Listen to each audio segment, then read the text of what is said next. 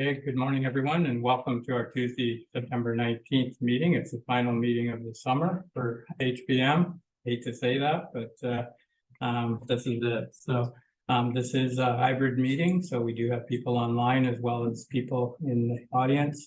So it's 9:30. I'm going to call the meeting to order. And I'm going to start off the land acknowledgement. We respectfully acknowledge that the Township of Havelock-Belmont-Methuen is located on the Treaty 20 Mississauga territory of the Mississauga and Chippewa Nations, collectively known as the Williams Treaties First Nations, which includes Curve Lake, Hiawatha, Alderville, Scugog Island, Rama, Beausoleil, and Georgina Islands First Nations. Township of Havelock-Belmont-Methuen respectfully acknowledges that the Williams Treaties First Nations are the stewards and caretakers of the lands and waters in perpetuity, and that they continue to maintain this responsibility to ensure health and integrity for generations to come. With that, I'll move on that please turn your cell phones off or place them on vibrate so it doesn't disturb the meeting. And I'll remind council of the declaration of pecuniary interest if it arises. You can declare it now, or if something comes up later, declare it then. We have minutes here from the September 5th, 2023 meeting. I'll look for a motion to receive them if all is in order. Moved by Councillor Clement, seconder. Deputy Mayor Webb, all in favor? And that's carried. We do have Councillor Doherty online. I'll see if he can turn his camera on there. So if he can, if not, I'll ask him to speak up if he has something to say or would like to voices on something. So anyways, I can see his name there. He is in the meeting. Okay, so our first item was public zoning bylaw amendment, and there's been some things happen. Ari, if you want to speak to that. Through you, Mr. Mayor. Good morning, members of council. Yeah, so the subject of this report is an application to amend the township's comprehensive zoning bylaw. The property owners are Matthew and Carrie Davis, Block 23, Concession 4, having municipal address of 1854 Sandy Lake Road. It's in the Methuen ward. The ARN, which is referred to as the assessment roll number, is 1531-010-007-1540-00. Sorry.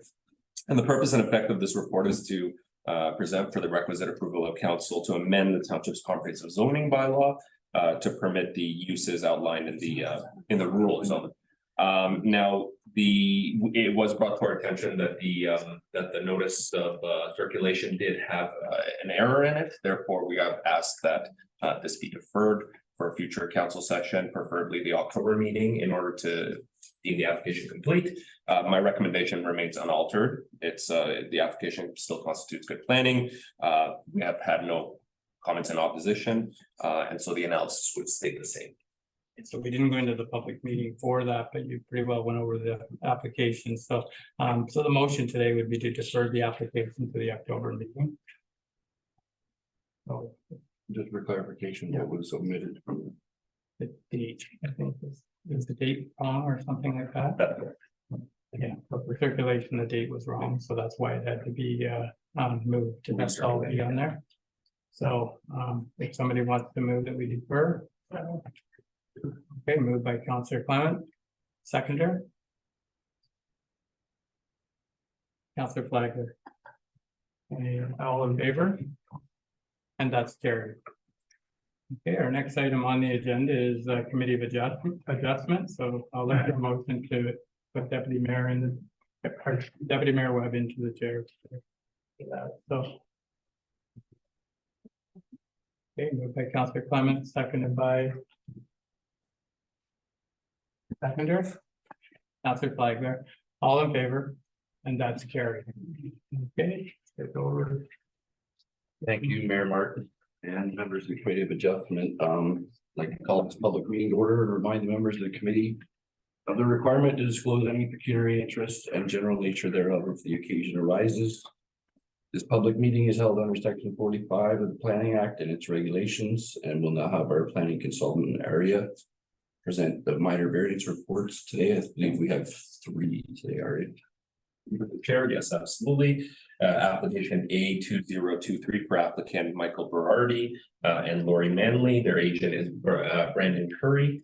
The property is located in part of lot 19, concession 7, having the municipal address of 177 Fire Route 49. The purpose and effect of this minor variance application is to seek relief from sections 4.37, 11.2.1C and D, and 4.10 BA of the Township's comprehensive zoning bylaw to permit the reconstruction of an existing screen porch intended to be converted into living space and the addition of a height to the existing recreational dwelling unit.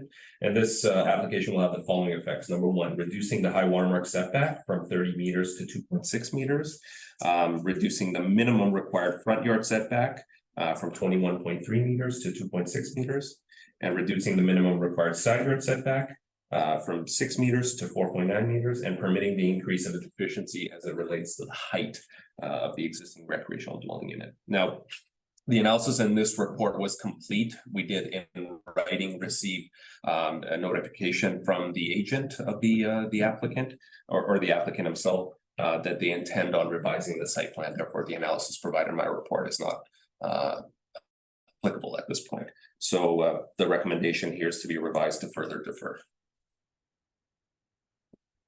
Thank you for that, Arya. Is the applicant or their agent present for this today? Okay. So hearing none, is there anyone present here today wishing to speak in opposition of this application? Second time, anyone wishing to speak in opposition? Third and final time, anyone wishing to speak in opposition? Anyone here today or online wishing to speak in favor of the application? Second time, anyone wishing to speak in favor? Third and final time, anyone wishing to speak in favor? Hearing no comments, I'll open up to the members of the Committee of Adjustment for comments or motion. So you're saying defer for today? I'll make a motion to defer. Motion, Mayor Martin, to defer this to our next meeting, seconded by Councillor Clement. Comments or questions? All in favor? And thank you for that. We'll move on to our second application here, which is Daniel's. Arya. Through to the chair, application A2423 for applicant Adrian Daniels, owner of the property located in part lot 21, concession 3, having a municipal address of 127 Blairton Road. The zone of the property is currently rural, with a rural land use designation under the official plan. The purpose and effect of this minor variance application is to seek relief from section 4.35B to permit the development of an additional dwelling unit within an existing single detached dwelling unit above the 60% size allocation prescribed under section 4.35B. This application will have the following effects. There's only one: increasing the maximum percentage allocation for the additional dwelling unit from 60% in the rural zone to 83%. And the recommendation in my report is that minor variance application A24-23 be approved with the following conditions: that the development be completed in accordance with the site plan submitted, that the development meet all setback requirements pertaining to hydro easements and sewage system, that the development, a building permit be issued within 18 months of the approval of this application, that a 20-day appeal period lapse prior to the issuance of the building permit, and that the balance of this report be received. So the development will take place within the watershed jurisdiction of Crow Valley Conservation Authority, and a permit from their office is anticipated. This application was also further circulated to both CVCA, which is Crow Valley Conservation, as well as Peterborough Public Health, which is the health unit. As this application meets all 4 tests of a minor variance and conforms to the PPS and the growth plan, it is the recommendation of this report that this application be approved. And that concludes my report. Thank you for the report, Arya. Do we have the applicant or agent present with us today? One.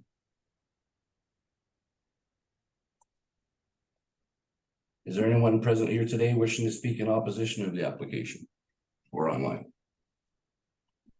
Second time, anyone wishing to speak in opposition? Third and final time, anyone wishing to speak in opposition of the application? Is there anyone present or online wishing to speak in favor of the application? Second time, anyone wishing to speak in favor? Third time, anyone wishing to speak in favor? Hearing no comments from the public, I'll open up to members of the Committee of Adjustment, comments or motion.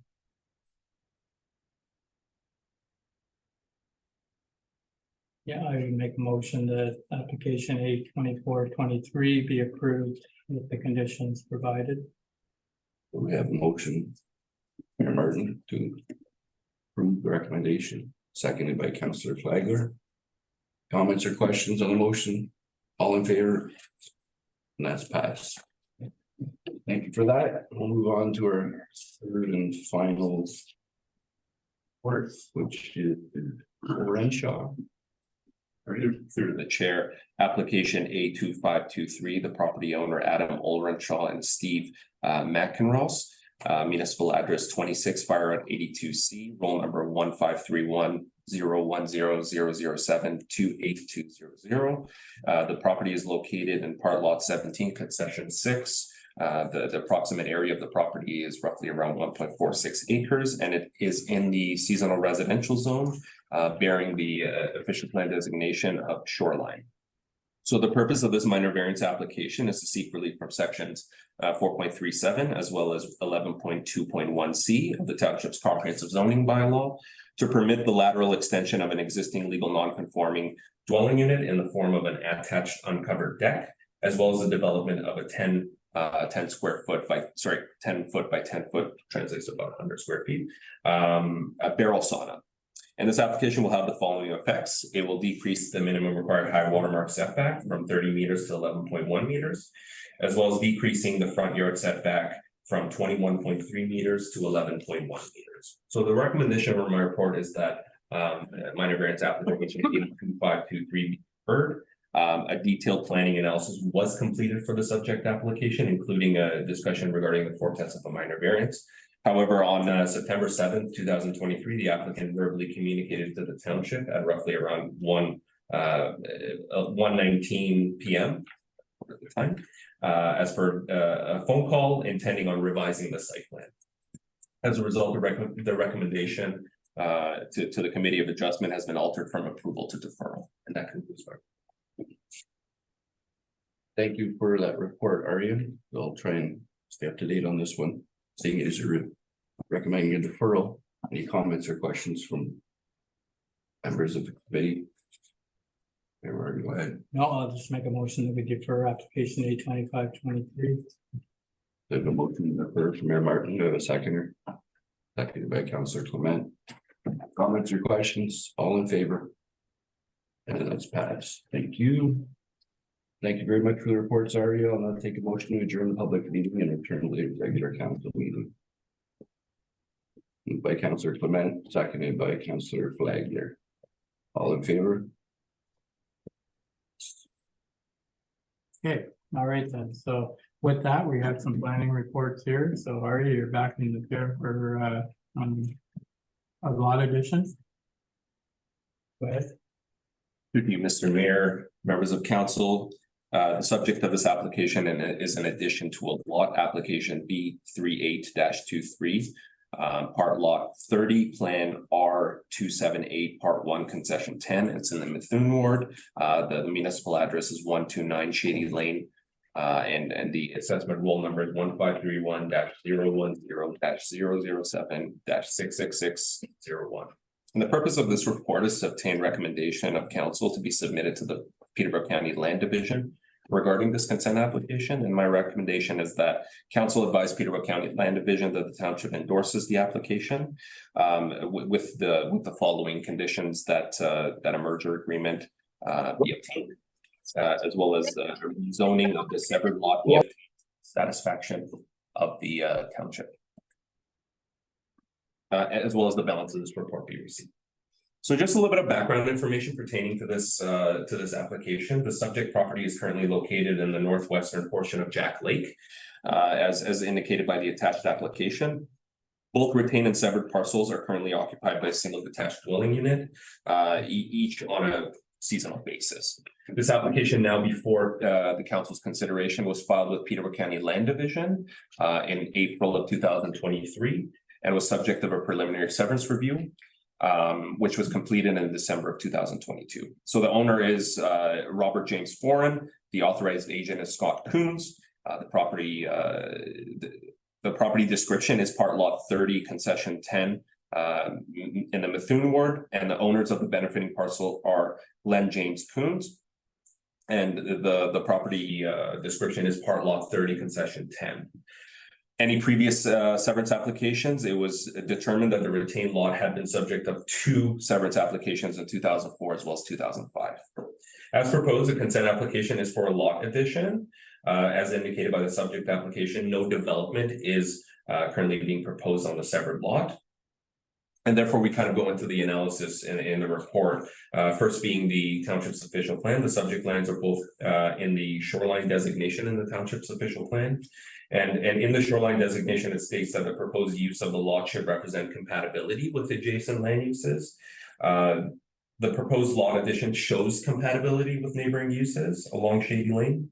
Section 2.2.2.1F further states that the size and configuration of any new lot created by consent shall be appropriate for the intended use, and the proposed use shall be specified at the time of the application is submitted. So the current application being considered by council will not have the effect of creating a new lot. Given the foregoing and the review of this application, it maintains the spirit and intent of the township's official plan. And just a little bit about the township's comprehensive zoning bylaw. The severed parcel, which is the benefiting lands, is currently zoned seasonal residential, while the retained lot is currently zoned special district 100. In consideration of the different zone categories, it is recommended that the approval of this application be sought with the condition that rezoning be obtained in order to create a uniform zone category.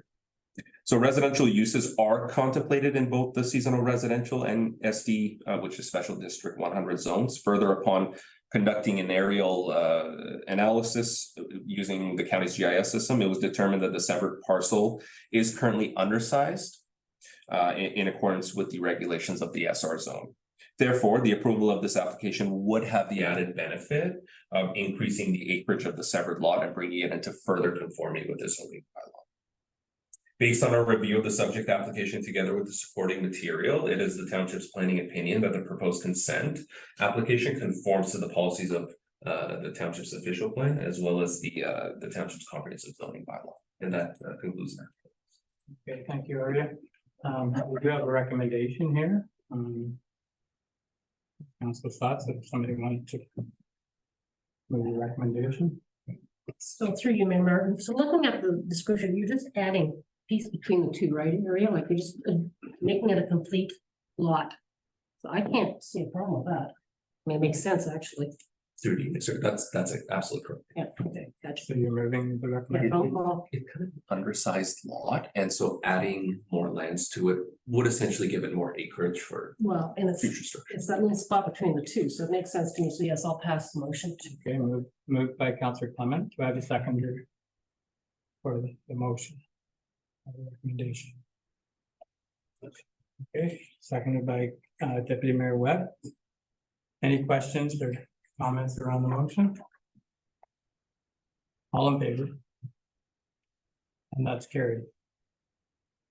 Okay, our next item on here is bylaw to stop and up and close. Arya, go ahead. Through you, Mr. Mayor, members of council. So the subject of this application, or I should say report, is for a bylaw to stop, up, close, convey, and declare property surplus, part of township unopened road allowance between lots 30 and 31, concession 8. So the purpose of this report is to request council to declare surplus and enact a bylaw at a future council meeting to stop, up, and close and convey that portion of a road allowance bisecting the property having civic address of 449 Fire Route 87 between lots 30 and 31, concession 8, and abutting Jack Lake in the Methuen ward. So the recommendation on my report is that council declare the unopened road allowance bisecting the property as surplus. That council further pass the necessary bylaw to stop, up, and close and convey that portion of a road allowance at a future open session. So just a little bit of background and to refresh everyone's memory, at the December 6, 2022 open council session, the following motion was passed and it was moved by Deputy Mayor Webb, seconded by Councilor Clement. That council hereby agree in principle to the request from the property owners to stop up and close that portion of an unopened road allowance bisecting the property having the civic address of 449 Fire Road 87. That staff is hereby directed to provide the applicant or the property owner with the necessary requirements in order to fulfill such a transaction. And that motion was carried. So the necessary requirements were provided by the applicant or the owner as indicated in Appendix A. The applicant or the property owner has since provided the Township of Havelock-Belmont-Methuen with the opinion of value and appraisal of lands, as well as the reference plan for the subject lot. The appraisal report was also attached for council's review. Staff requests authorization to commence the process to stop up and close and convey the subject property to the or the section of the property to the applicant or the property owner. The subject lands will still require a zoning bylaw amendment, and upon declaration of the surplus, this will be communicated to the property owner. And that further concludes my report to council. Okay, thank you, Arya. And yeah, so when you look at the drawing for that, we always look at these stop up and close of road allowances. We kind of make sure we check everything out. This one here goes across the front of the property. It doesn't, and there's still access to the lake on our other road allowance on 8 and 9, concession 8 and 9. So yeah, so this is, I would think, good planning as far as some of these road allowances run all over the place. So there is a recommendation here, and I would look for a mover. Okay, To accept it. okay, moved by Councillor Clement that we go with the recommendation. Do I have a seconder? Seconded by Councillor Flagler. Any questions with regards to the motion? All in favor? And that's carried. The next item here is another, well, stop up and close municipal road allowance, Methuen Ward. So go ahead. Through to you, Mr. Mayor and members of council. This is just for context purposes. This is the property right next door. And so the purpose and effect of this report is to present for the consideration of council a request to stop up and close and convey a portion of the unopened road allowance.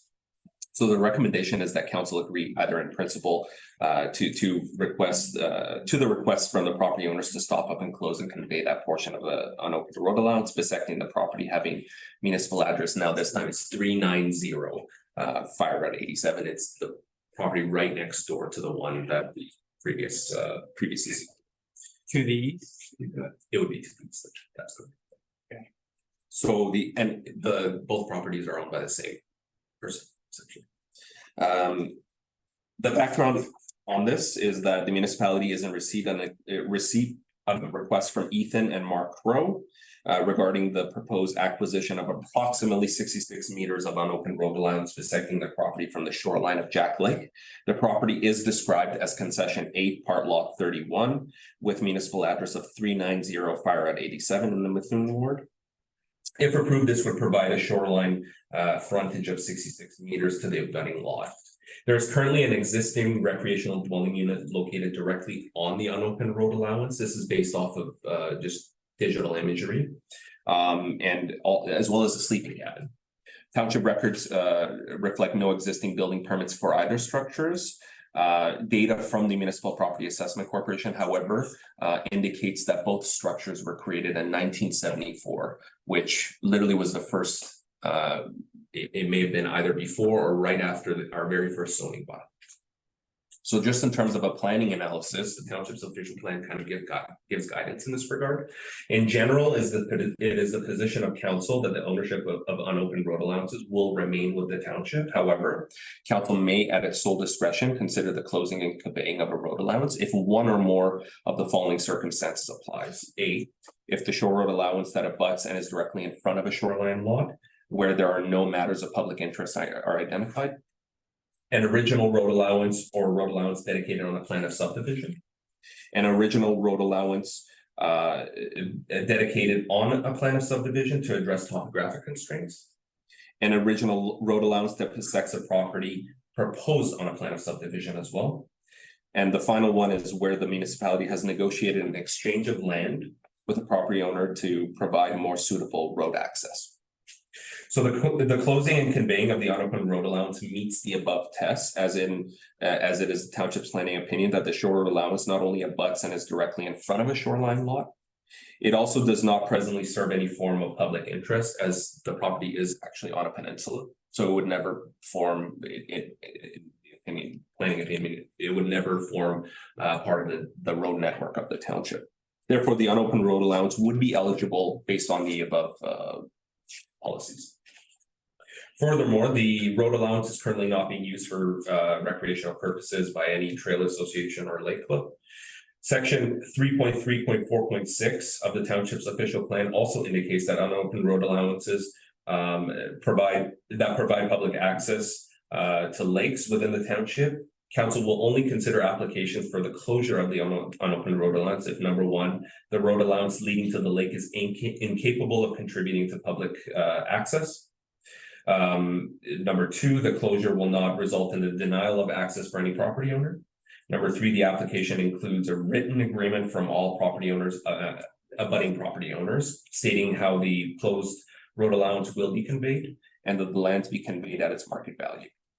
And as previously stated, the township has identified that the unopened road allowance is along a shoreline property that is considered water access only and cannot contribute to any form of public access to Jack Lake.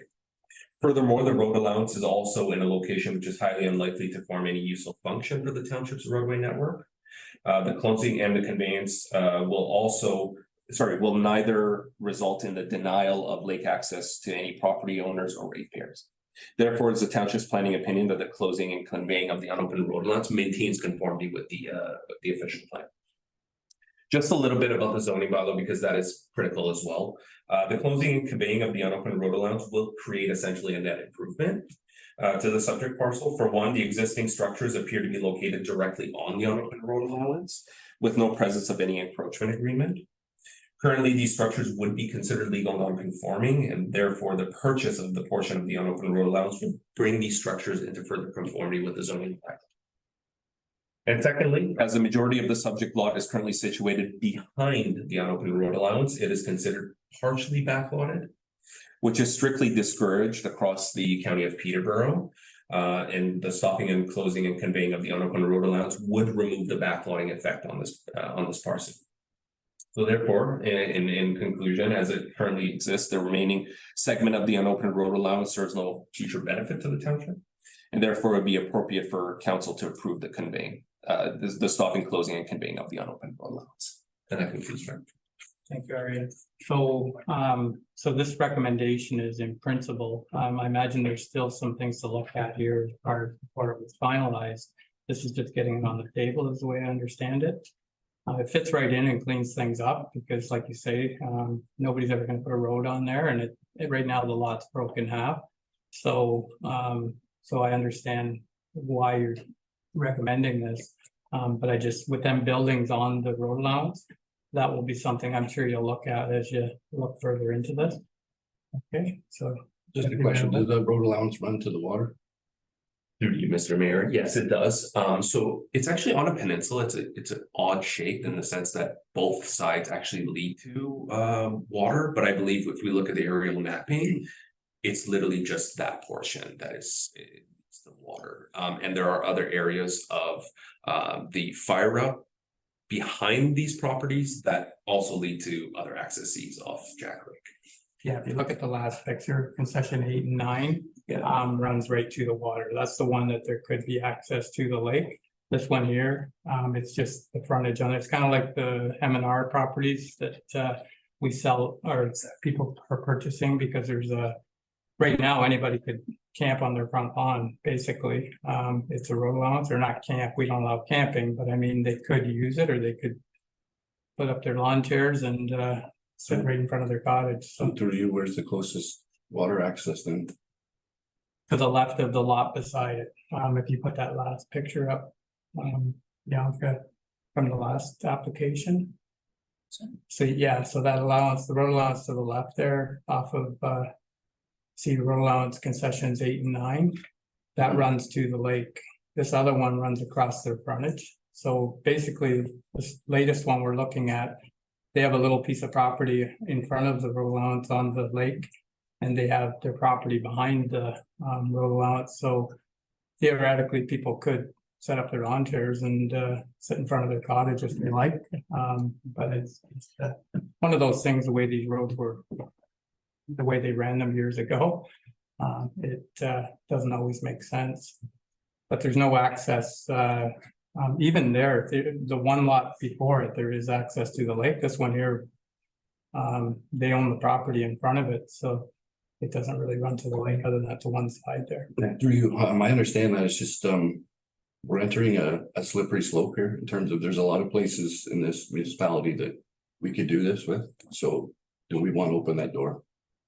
That's all I'm asking, because, you know, we've worked on a policy here of not doing this in the past or doing it as little as possible.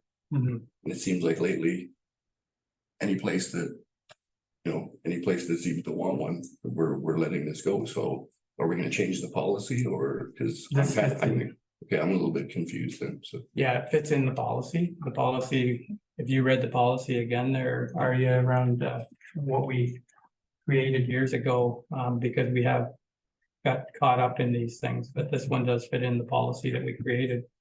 Through you, Mr. Mayor, yes, absolutely, in the sense that the official plan kind of talks about what to do in these situations, and it is the township's opinion that, or it's council's position that these unopened road allowances that lead to lakes would be considered ineligible from being conveyed. However, it's a case by case basis. It's more or less, you have to identify the site, you have to identify where the unopened road allowance, and Mr. Mayor is actually, he's bang on correct in the sense that a lot of these are MNRF owned. There are these odd areas where it is township road allowance owned, and historically they were supposed to form some form of a network to the township. However, historically it just hasn't. And so we're left with these remnants of these old unopened road allowances that backlot these properties, and essentially it would create a net improvement if it was to be purchased. It would also add further revenue to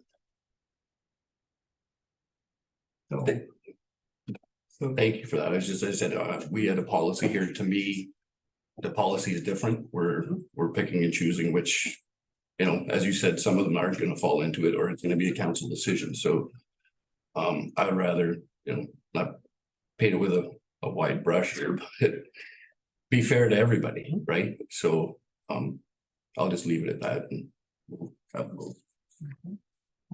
Councillor Doherty, go ahead. On mute. Is it part 2 and 3 that we're conveying? Through you, Mr. Mayor, pardon me, the question was again, can you repeat that? If you look at the survey down at the very bottom of it near Jack's Lake, there's part 2 and there's part 3. That is, both parts are being conveyed. Through you, Mr. Mayor, that is correct, Councillor Doherty. So essentially the same application we had before this one, it's the neighboring parcel essentially. So that would be part 2, and then this one will be part 3. So we're going to get paid twice then for both lots. Is that what you're saying? Essentially. Yeah. Sorry, I didn't catch the answer. Yes, essentially, yes. Yeah. Yes, Councillor. Thumbs up. Yes. Yes, Councillor Doherty, we would get paid from both properties. I don't think you can hear us. And if I may, through you, Mr. Mayor, I agree with Deputy Mayor Webb. There is that we're all over the scoreboard on whether we're going to convey or whether we aren't, and it says it meets the policy, but it really doesn't, because it comes down to an individual basis. So maybe it's something we should consider looking at the policy again or whatever. Anyway, Michael, thank you.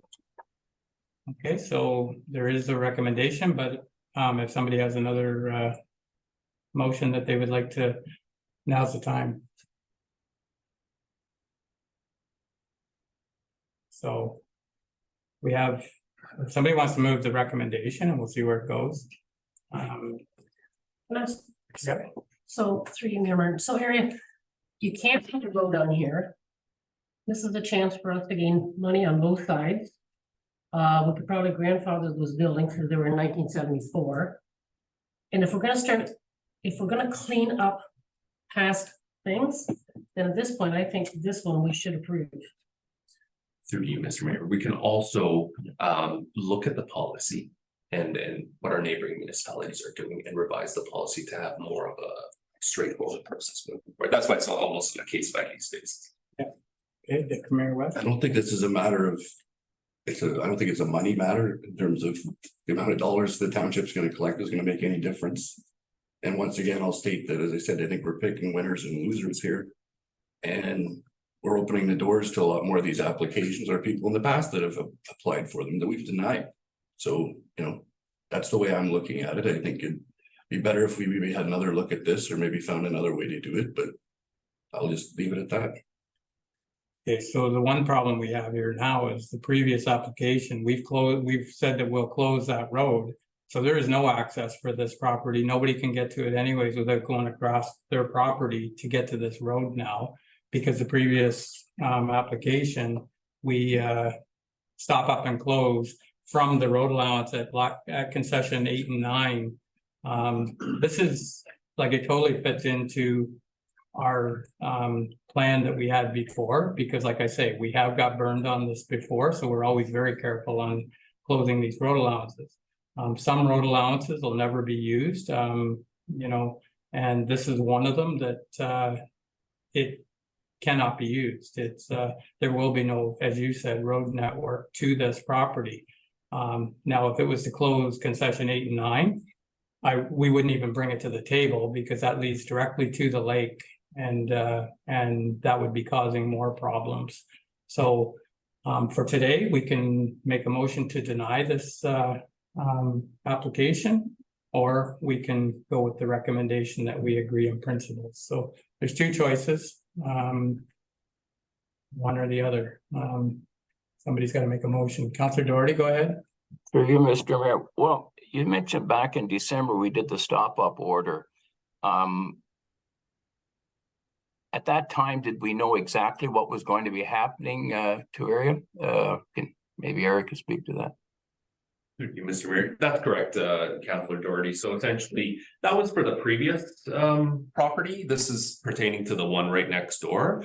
But the previous one, council did approve of it in principle, and then they had done all the requirements such as the appraisal, the R plan, which is the the survey. And then the last step is essentially to pass the bylaw and then move forward with the rezoning application. Now, this is the property right next door. And so pretty much the same report is brought forward to council for today, essentially. Thank you. So yeah, and that being said, when we did the past, hopefully everybody was educated on it and we knew what we were passing before we did it. So, and I think we did. So I think this is another one that, like you say, is right next door.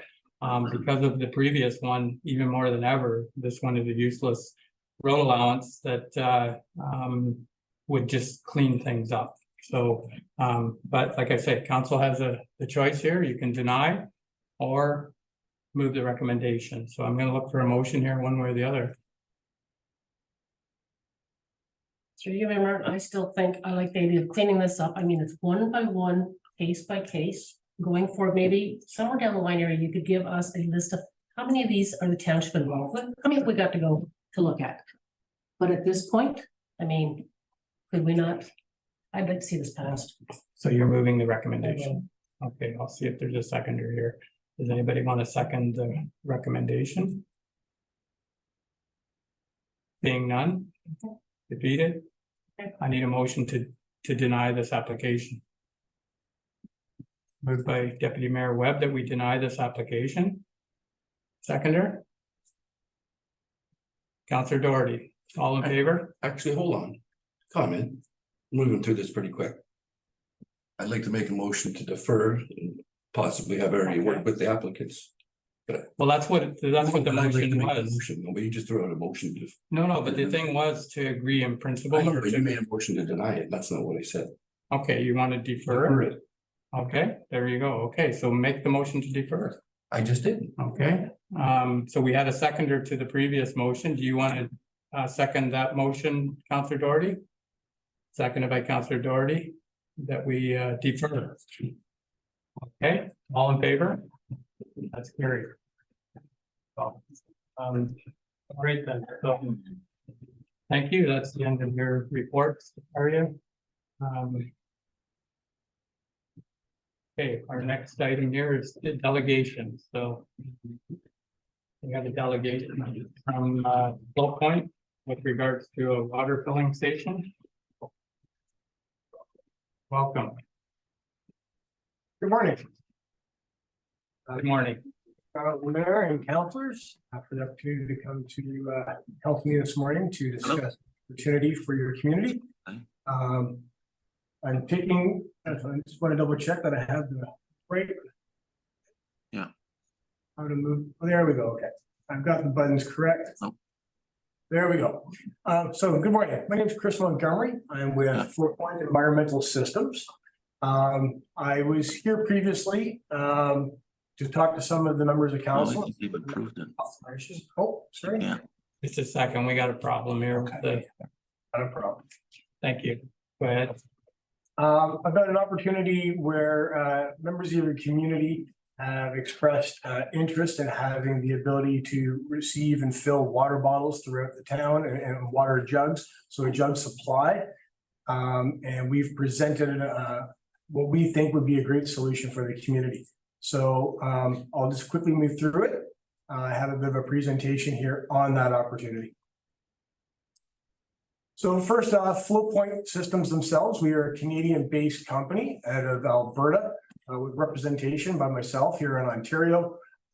We provide turnkey solutions throughout the province, and we have several installations throughout Canada, North America, and of course throughout Ontario. So we're no stranger to the industry and no stranger to working with our communities throughout Ontario.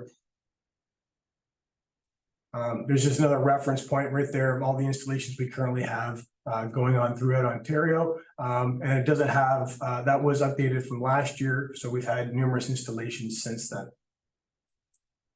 So what do? We provide water distribution stations throughout provinces and throughout our country and of course our local communities to avoid problems that current fill stations that communities have that offer, like endangering the infrastructure with because of backflow prevention that's involved in our stations, so that contaminants won't get back into the water supply system by having the proper equipment and of course having them maintained.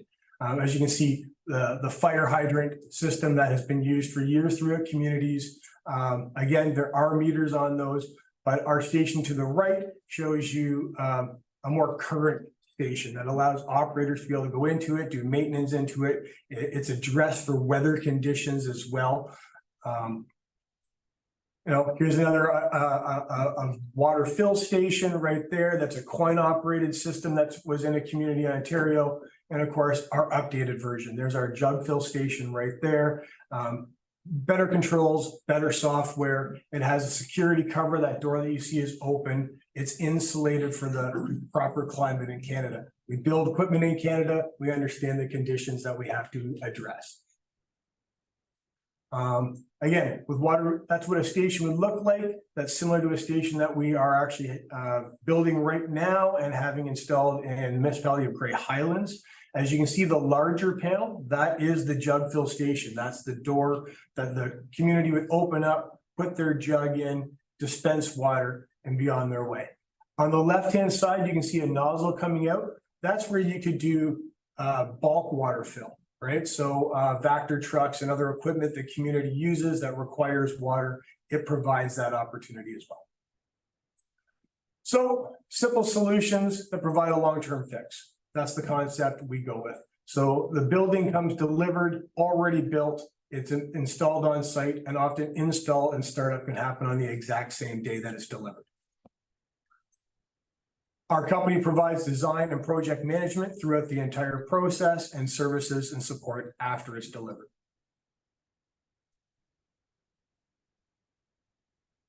So this is just quickly going through showing that we do everything in-house. We don't use third parties. We do mechanical, the electrical, the construction. It's all done in-house. There's only one person responsible for the station.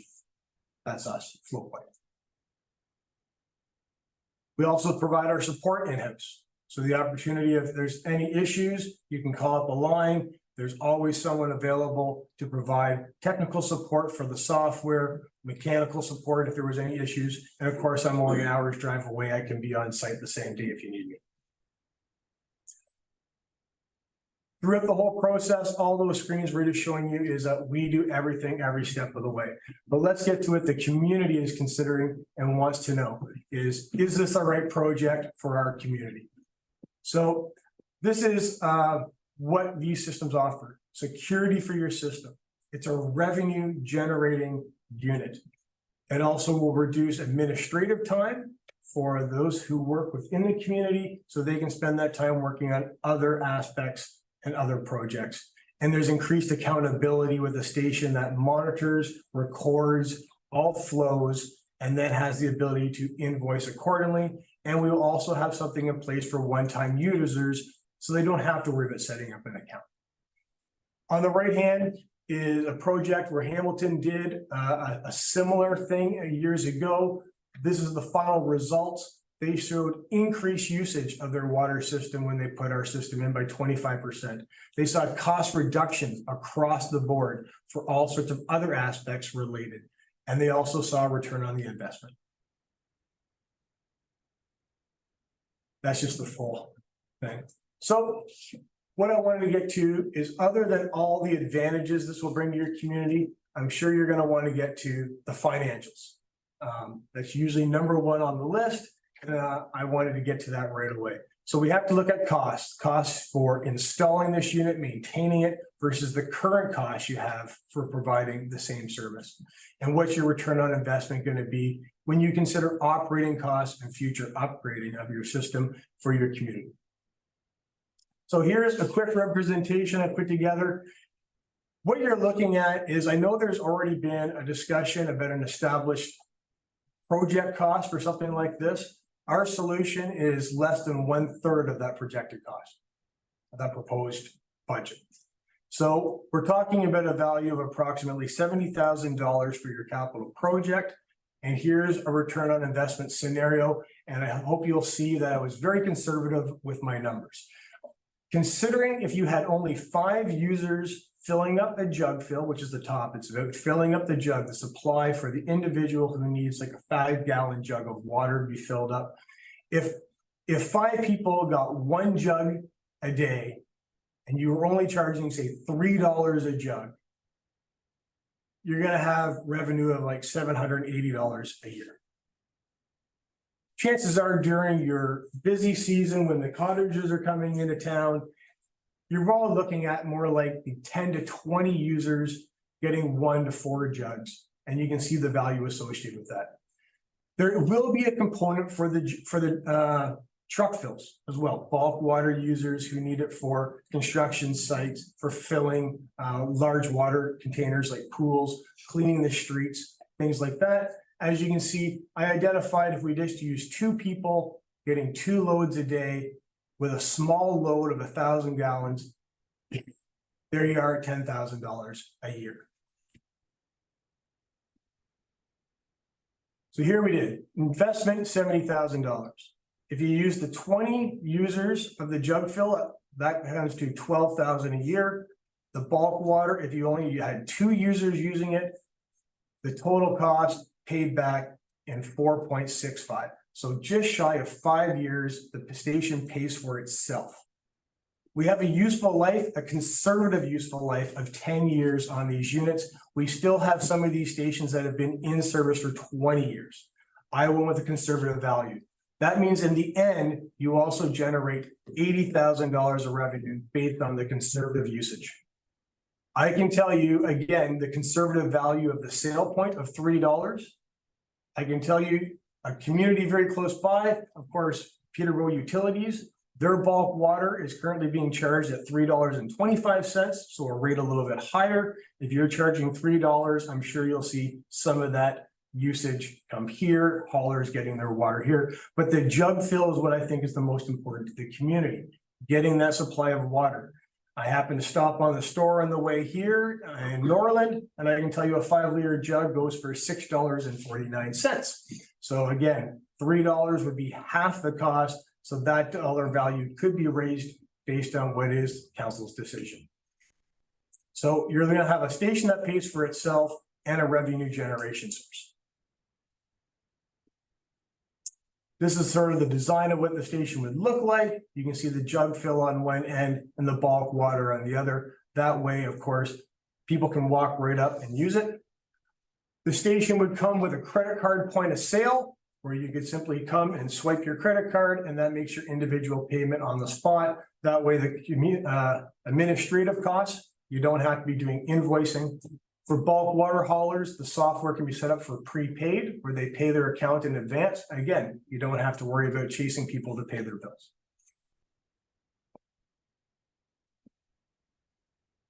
So basic administration, seamless administration of your billing and your control system for delivering it. It also provides great reports in our software that can be used for ministry of environment to let them know where your water usage is going versus any water that's currently not metered has to be identified as water loss.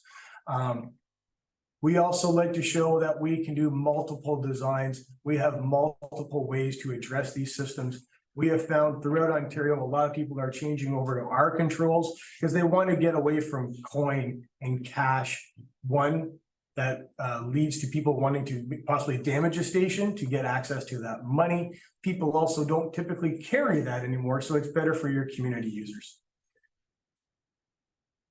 You stop using hydrants to supply water, which has an inherent risk of infrastructure problems, and also could cause damage to those hydrants. Then they have to be replaced, and that's an additional cost to your community. And of course, time and effort from your operating staff. These are all sorts of other options. As I was going through the key list, the card list using fobs. Again, we've gone away from that, and we are now using a control panel that looks like this. This is what your customers would walk up to. They could punch in a code if they have an account, and it would allow them to utilize the system. We would also add a point of sale device on there, like a credit card system or debit based on what your preference is. The cost of that would be like the transactional cost would be included in your rate. So in other words, you're not going to incur additional bill afterwards. These are standard components. It's fully addressed. It all meets all the regulations you need to consider. And we have multiple designs that we can provide. So I'm just provided a lot of different options here to show you that we can provide you options, but I believe the design we've already proposed is the right design for your community. Our software as well is something of point of concern some communities have.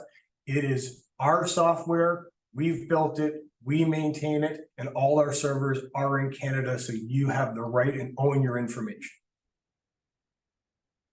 Setting that up is easy. We can walk you through it. We have demos for it. We have online training for it. And of course, I can always come up and help if there's any issues.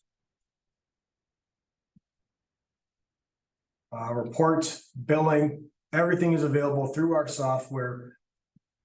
However, I believe most of your transactions will not require it because it'll be one-point payments as they are getting the water.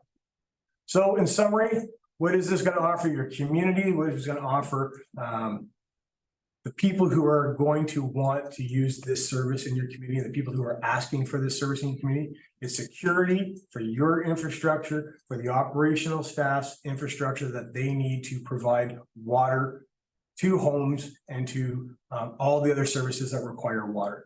It's going to provide revenues. It's going to provide reduced administration, and of course, accountability by having meter readings on the spot, and that you can get that data right there through a computer screen without having to go out there and check and do a whole bunch of math and numbers.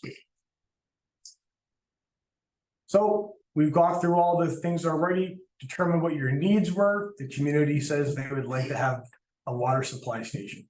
Develop a communication standard, how we're going to talk, and we have a network for that. And the infrastructure investment. You're investing in your infrastructure now through this process, as well as maintaining the infrastructure you currently have. And I can open the floor up, obviously, to questions. Okay, thank you, Chris. And I know Deputy Mayor Webb sat in on the presentation there when you came to see us, and it's something that we've talked about for a lot of years. We have had issues with, we have a tap across the road that people use. One of the issues has always been that it's free and anybody uses it, and the people in the village are paying the water bills. So this would take care of all of that, as far as everybody would be paying for getting water, and we would have better control of it. So I think that's where it came from years ago when we talked about this, and I like the model that you showed us. We're not at a point where we could do bulk water at this time, but I would hope in the future that we will get there. So there is an option there, but right now our main consideration here is filling jugs, and people would be paying for the water that they're taking, and it would be year round by the sounds of it, which some of the people in the township do have issues. Once freeze up happens and the tap shut off, this would take care of them. When we do get a drought situation in the past, I have seen where farms are looking for bulk water, you know, they ran dry. We have seen that in the past, but right now we're not in a position to be giving out bulk water. But I think to have more control and get rid of this tap across the road and put something like this in would fit right in with our community and get us on the right track. So I'll open it up to council here, and go ahead, Deputy Mayor Webb. Through you, Mr. Mayor. Thank you for a presentation, Chris. I don't know if you went over it, but in our discussions last week, you got into the fact that kind of the size you were showing there, that they're portable, and that if the township wanted, we could move them around. I know we've had initial discussions, preliminary discussions. I'd say that possibly if we had something like this, we'd probably go up to the water tower, but then there's been other suggestions. So I mean, if we had something like that, maybe you could tell council in terms of it is movable. And So yeah, so through the mayor, Councilor Webb, you're absolutely correct. We have discussed that.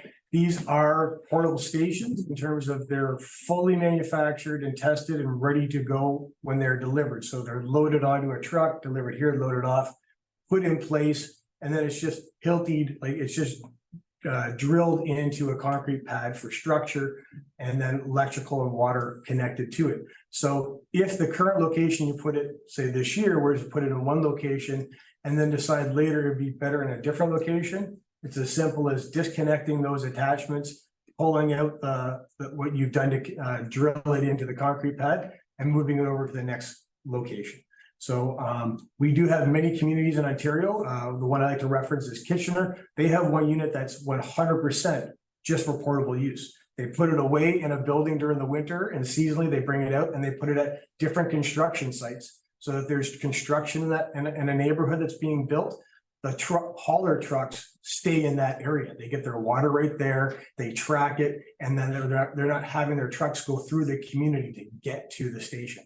So yes, it is 100% available that it can be moved down the road. Another option that was discussed too is you own it. You 100% own the station. So if down the road you decided it was no longer a need in the community for it, it's your right to sell it to another community. And of course, we constantly have communities in Ontario that are looking for these stations where we could let you know of people who are currently interested in it, if it was something that you wanted to address that down the road as well. thank you, Chris. Any other questions from council? Councilor Doherty, go ahead. Thanks, Chris. I have a couple questions. You said it's completely mobile. That's great. Who puts the slab in? So construction of the slab is done by others, as we identify in our contract. So it can be done by the Who municipality, pays for it? I guess, sorry, Chris, just who pays for it? the township. Okay, so it's the 70,000 doesn't include the slab, That is correct. doesn't include the water hookup, doesn't include the electrical hookup. We have to So- bring those things to the building, right? That is 100% correct. Okay.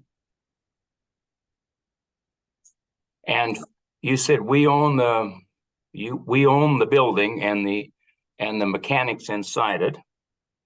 but periodically through your presentation, you said we service all these things and provide support.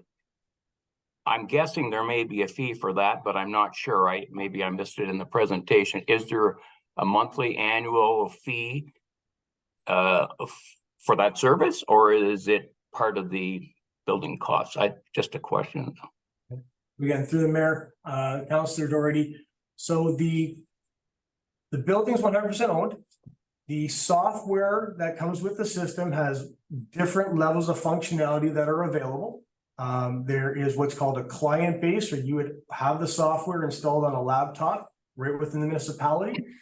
That software, that program, again, would be installed as part of the capital cost, and there is no annual fee required for that.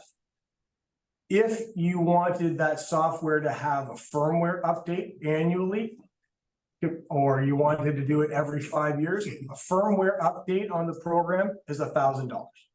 So that would be a one-time cost if or when you wanted to have the software updated to whatever would be our most current version at that time. If you wanted to go to a cloud-based software, which is another level of functionality that's available, that provides other functions, which I don't see necessary at this time, because you're not going to be focused on bulk water supply. You're going to be focused on point of sale of jug fill for the community. There's only a cost if you're going to the cloud-based system, which I don't believe is necessary at this point. And the first year, if you did go with cloud-based, the first year is free. That's one of the options we provide as well. As for maintenance costs, you're right. You own the station. Part of our service of supplying these things and our customer service is what has made us stand out over other suppliers. That support, it's free. You own a station from us, call us, we will walk you through, we will help you with it. If you wanted maintenance done on the actual system, like annually or biannually, you wanted someone to come do maintenance, like your backflow preventer to be recertified, or to run the station through its paces, we have with other communities, we would arrange a service agreement with you based on what you feel your needs are for that station. However, you have operational staff that deal with equipment like this on a regular basis. It's absolutely what most townships do or municipalities do. They maintain the system themselves. Valves, meters, these are things they're used to working on and used to maintaining. With any backflow preventer that you would have in the community, by law, there's a recertification requirement every year. That's approximately $1,000. And that's the one component of the station that would need to have annual servicing.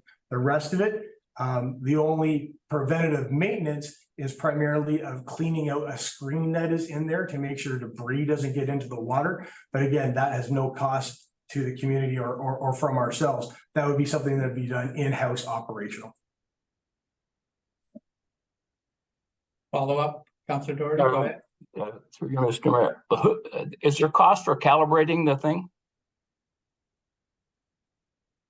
So again, through your mayor, Councillor Doherty, calibration, the only calibration would be calibration of your flow meter. And the only requirement for calibration would be if you had an indication that the flow meter wasn't recording properly. There's an easy way for that to be tested, which is you input that you want 5 gallons of water, and if the jug is full, you got 5 gallons. If it needs adjustment, again, there's operation manuals that would allow the operators to do those calibrations to the unit. In some cases, some places do have meters sent to the manufacturer for recalibration. They can do a factory recalibration. In that case, if you knew that was coming, we would recommend that if you wanted that, I'd recommend you keep a spare on hand. And that way the spare can be put in while the other one's being sent out. Or you just inform the community that you're going to have the station out of service for like a week or two while that process happens.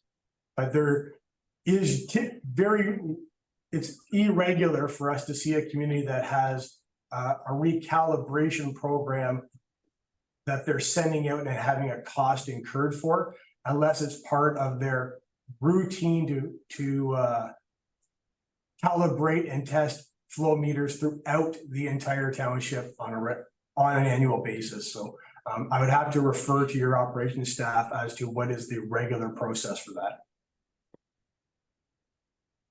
Okay, follow up. If I'm allowed, Mr. Mayor, another question.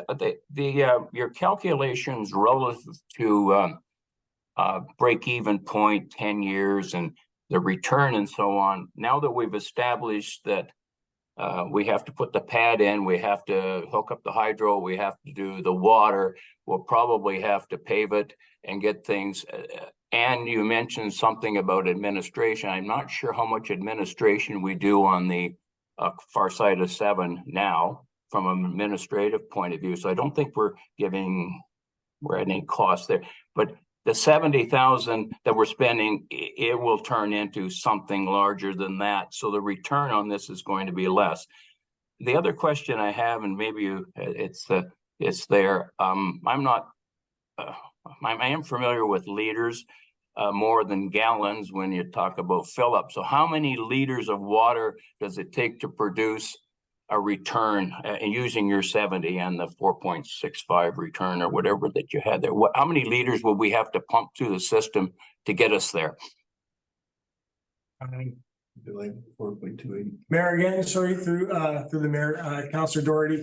I wish I had my presentation back up. I could probably flip back to it because I do believe on the screen I had actually converted it into cubic meters for just that reason. I've been talking gallons because typically the water is sold in 5 gallons. So there are, again, it was a representative example I provided. There are obviously fine tuning to the numbers based on the knowledge you have and I wouldn't have. So if we could flip to the very next screen, sorry, the one that had, there we are. So there's our investment values. So for cubic meters from gallons, cubic meters is 1,000 liters. Gallons is gallon to cubic meters. If I'm correct, I believe it is approximately, I think it's like, I had the math down when I did this. I think it's like 3.65 gallons per cubic meter. Depends if you're talking imperial or not. What I can say is this, talking to the specific numbers. Your operations staff, I talked to you before about the fact that the building department would be looking at installing the concrete pad and the cost associated to that. That would add to the 70%, as well as bringing the water to and the electrical to. Again, that depends on the site you choose. The water and electrical might already be there. I can't account for those numbers in my calculation. Once I have more information, I can definitely upgrade that evaluation for you. So yes, you would add value, cost for concrete. You would add cost for bringing water and electrical to the site. On the counter side, that could be offset by, again, I only used a value of $3 for the 5 gallon jug. As I mentioned, local stores sell that at over $6. So again, I would have to find it from you. What is the value you would like to see established with the sale of the water? And that may offset any cost in our evaluation on your return on investment. Thank you, Chris. That's great answer, and it kind of puts you on the spot as far as converting, but yeah, I think Deputy Mayor Webb is Quickly. Well, it depends on if you want US or Canadian. So it's 220 Canadian gallons or 264 US gallons in a cubic meter. so I think the one thing to keep in mind, we did budget for this last year, is well under what we budgeted for, but that being said, it more suits what we probably need or would require. So, you know, there is an opportunity here to get this thing moving, but it's up to council here. Great presentation. Councillor Flagler, go ahead. Through you, Mayor Martin.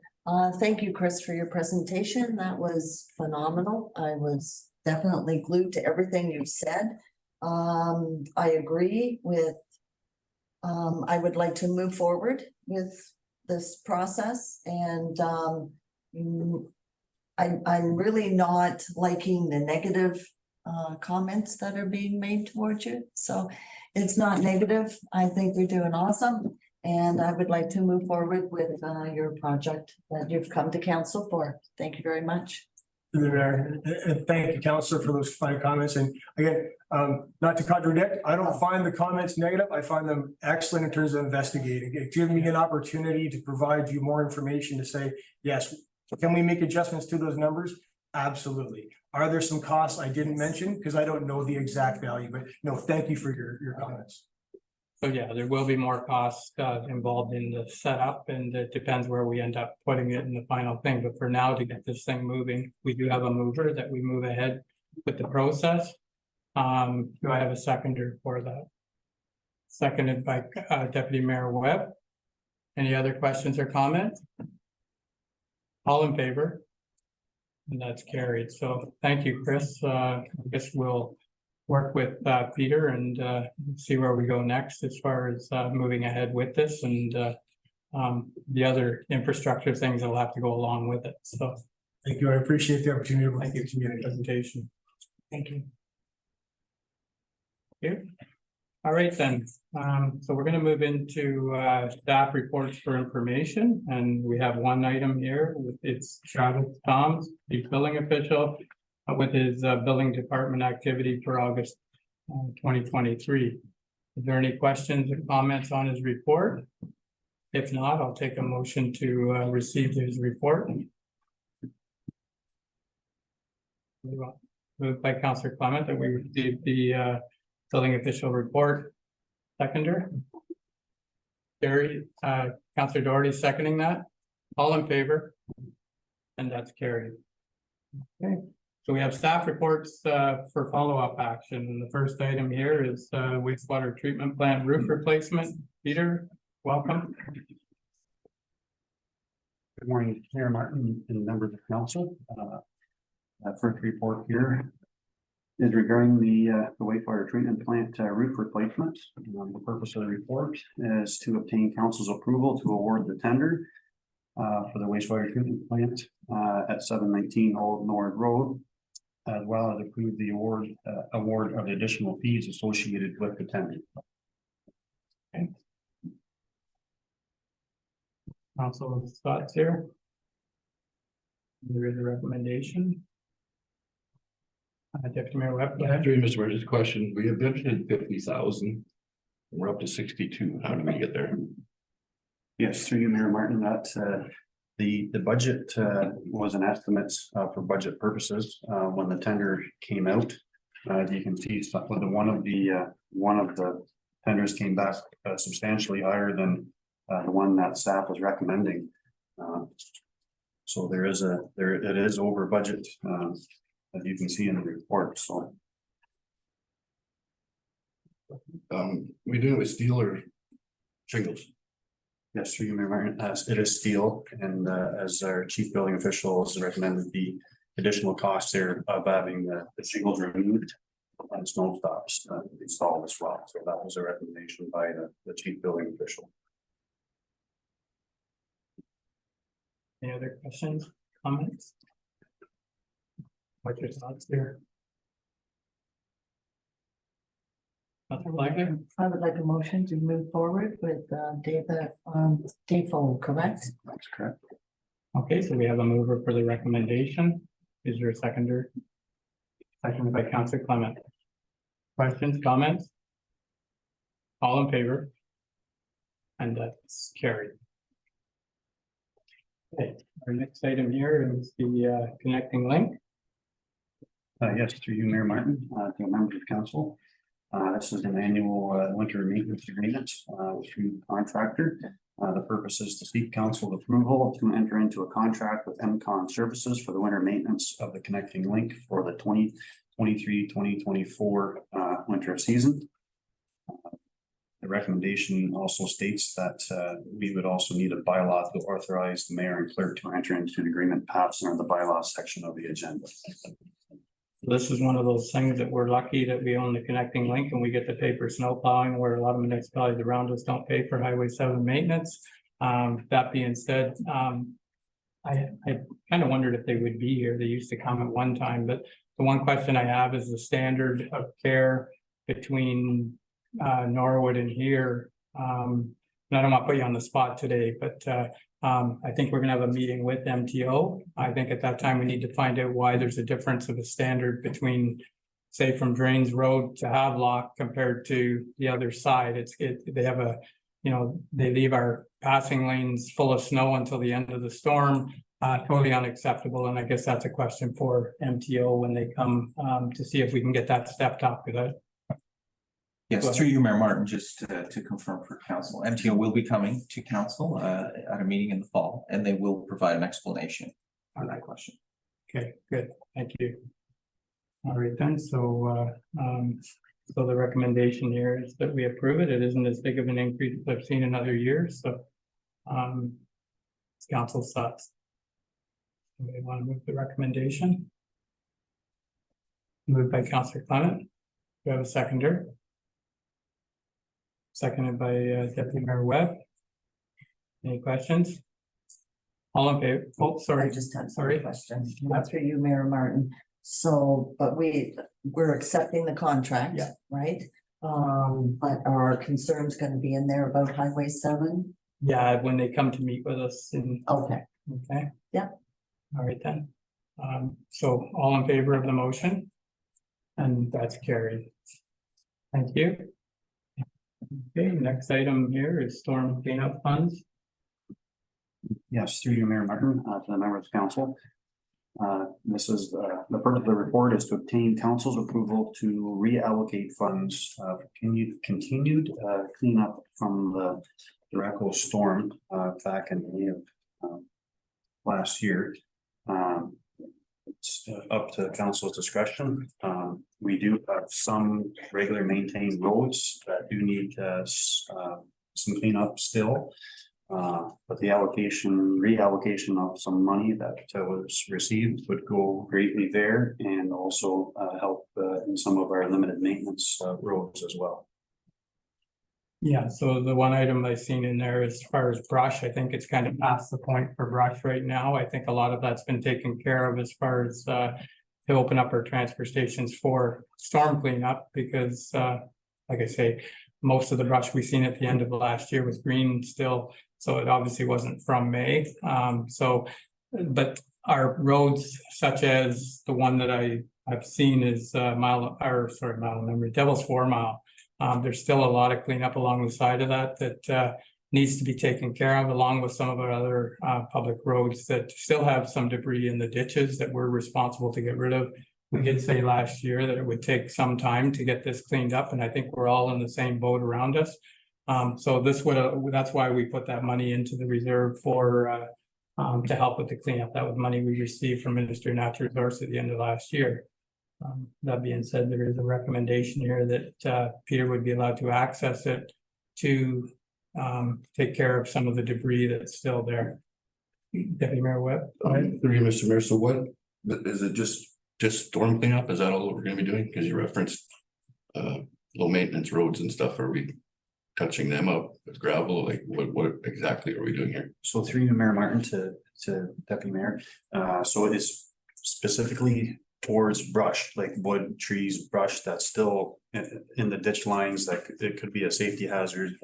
As Mayor Martin mentioned, the Devil's 4 Mile, it was basically cut open to provide one lane, so there is still a lot of debris, trees, logs, like right at the edge of the driving lane. So yeah, it would not be used for gravel in that case. It's just strictly for contractors and public works employees to have some funding to aid in the removal of trees and brush.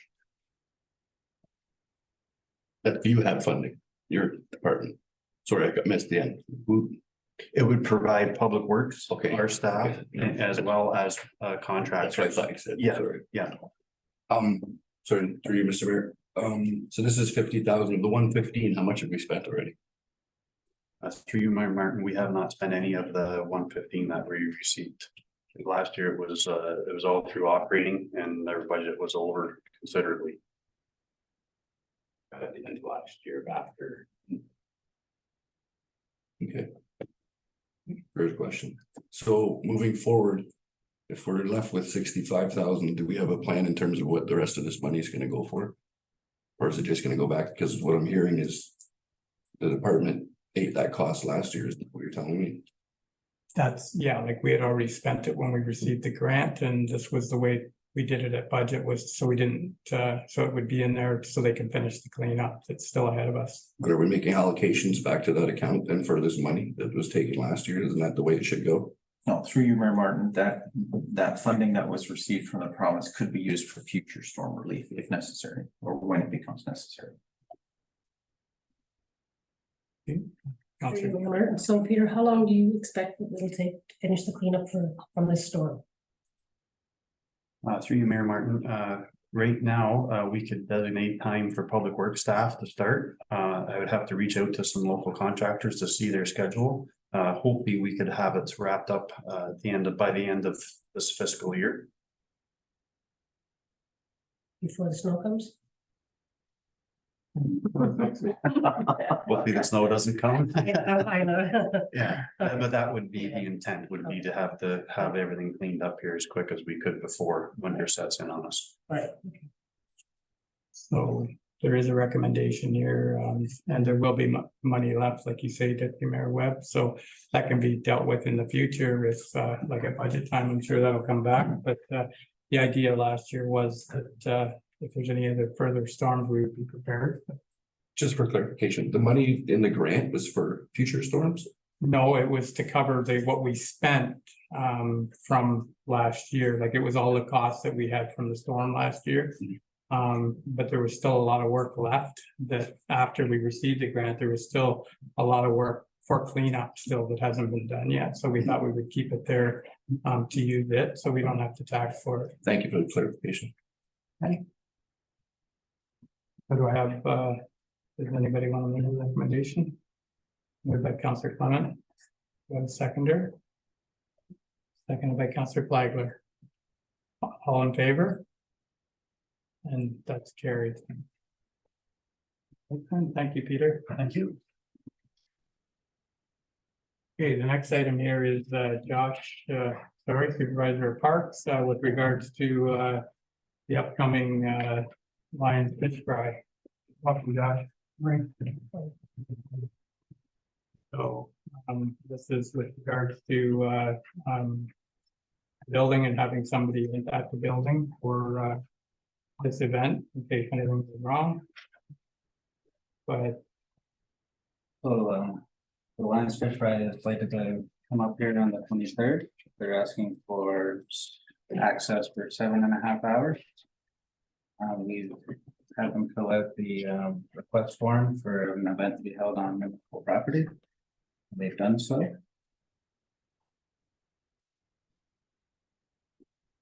The like you said, Mayor Martin, we need to be on site for any emergency situation and there's a function going in our building. council thoughts here, Beth, go ahead. Yes, I have two questions through you, Mayor Martin. About a month and a half ago, I believe, it was stated we were gonna look into the liability of our staff with insurance to be at these functions. So I'm not sure what the answer is for that. And the questionnaire, it's very contradicting because they're saying municipal staff on site for the event. But then in the other box, but only needed in case of an emergency. So that would need to be clarified for me. So do they need the staff or is it just for an emergency? Mayor Martin, staff needs to be on site to open up the building. They don't have our keys or our codes. Right, Know how to work the light switches, so we're on staff on site for that, and we're gonna be on site for the duration of the time. In the need of an emergency, meaning we're not cooking the fish or anything like that. right, Yes. okay. We're manning the building. So Bob, you were talking to the insurance? Yes, through you, Mayor Martin, we have reached out to our insurance provider. And I'm sorry, I don't have a final answer for you today, but we have reached out. And we will absolutely bring that to council when we have a final answer from our insurance provider. So what it comes down to is it's our building and I have been there at one function one time when we had the CAT scan dinner and, you know, it's not that that happens all the time, but the breaker blew, the main breaker, and, staff needed to deal with it and it caused a bit of an emergency because the hall was full. And there was nobody that had access to the other part of the building. So those things happen and that's why you see it, you know, most places, there is a staff person around when the building is being used. Go ahead, Councilor Crosby. Through you, Mayor Martin. It's my understanding that it's a section of the arena, so it's not actually the arena. You, Mayor Martin, it's not on the floor, no, it's No. it's in the shared room at the back. At the back, right? So the key would be for that room. Can that room go anywhere in the arena You can access the arena from that room, yeah. from that room? Yeah. Okay. Okay, So this year in particular, the floor will be turned on, so we will be operating. So it's another thing for staff to make sure that doors are kept shut. Nobody accesses the ammonia room, it's very dangerous to the public. there's no locks on those doors? Can't lock those doors from the inside? There's a lock on the door going from the visitors, but if you're already back there, you can access. You can access, okay. Okay, this is something that we've been working on as far as the thing that came forward as far like it's a new agreement. This was one of the parts of the agreement that they notify us, so we're aware of what's going on there. That being said, we can always still tweak it, but as of right now, it is recommended that, you know, a staff person is available. You know, when our building is being used, so. Up to council though, it's your discretion here, so. I'll make a motion to go with the recommendation. Okay, moved by Deputy Mayor Webb, that we go with the recommendation. Is there a seconder for that? Councilor Clement? Okay, Councilor Clement seconded that. All in favor? And that's carried. Okay. Next item here is draft online budget survey. Lana, welcome. Thanks, Jeff.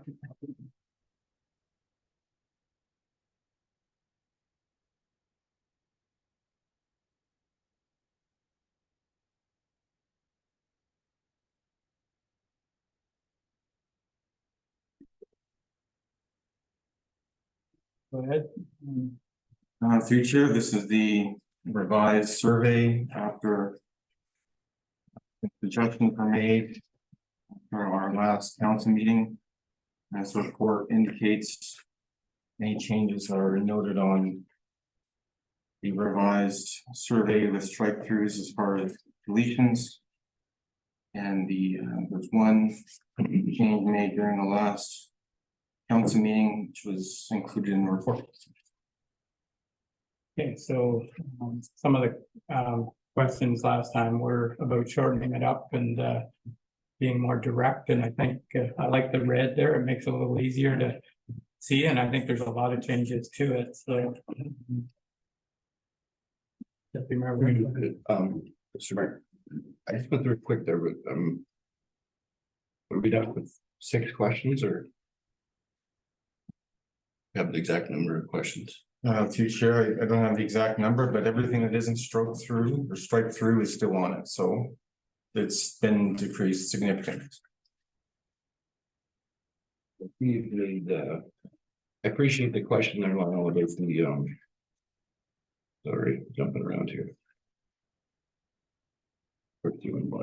Anyway, it's about being specific on what we were looking for, basically.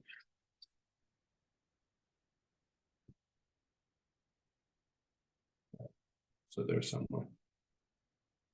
Does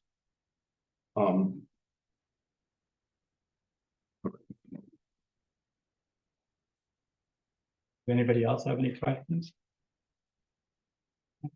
Sorry, there it is. Please indicate the type of growth We have the three questions, so I like that. There's a couple in here, the one question about, I think we got rid of it. The arts, culture, heritage.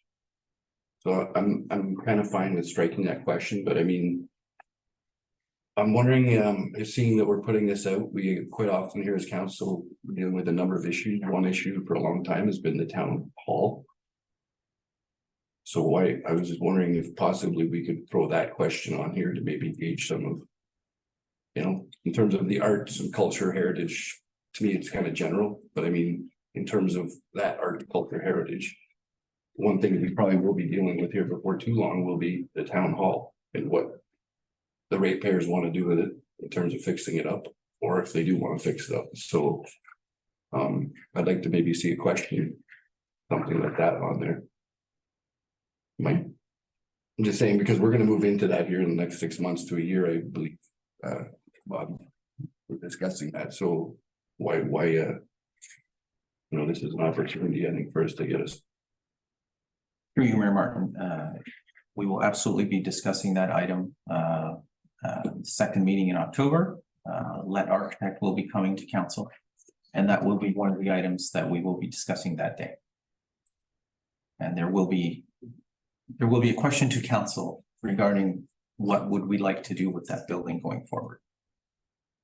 So that question, if you would like something more specific to the town hall, I'm sure we can adjust the wording in that. I think that's what it was meant for, but it was kind of general, so if you would like something in there. If the rest of it is good, and that's all it needs added, I think for today, we have to get on with this survey, so that's good, if you wanna add that in there. I'm just trying to be a little bit more specific, Yeah. because a lot of what we have here, like, I mean. The questions are there, but I mean, we're getting not important, slightly important, fairly important, like what's the difference between fairly important and important when it comes into use? Because to me, that's gonna be hard to decide.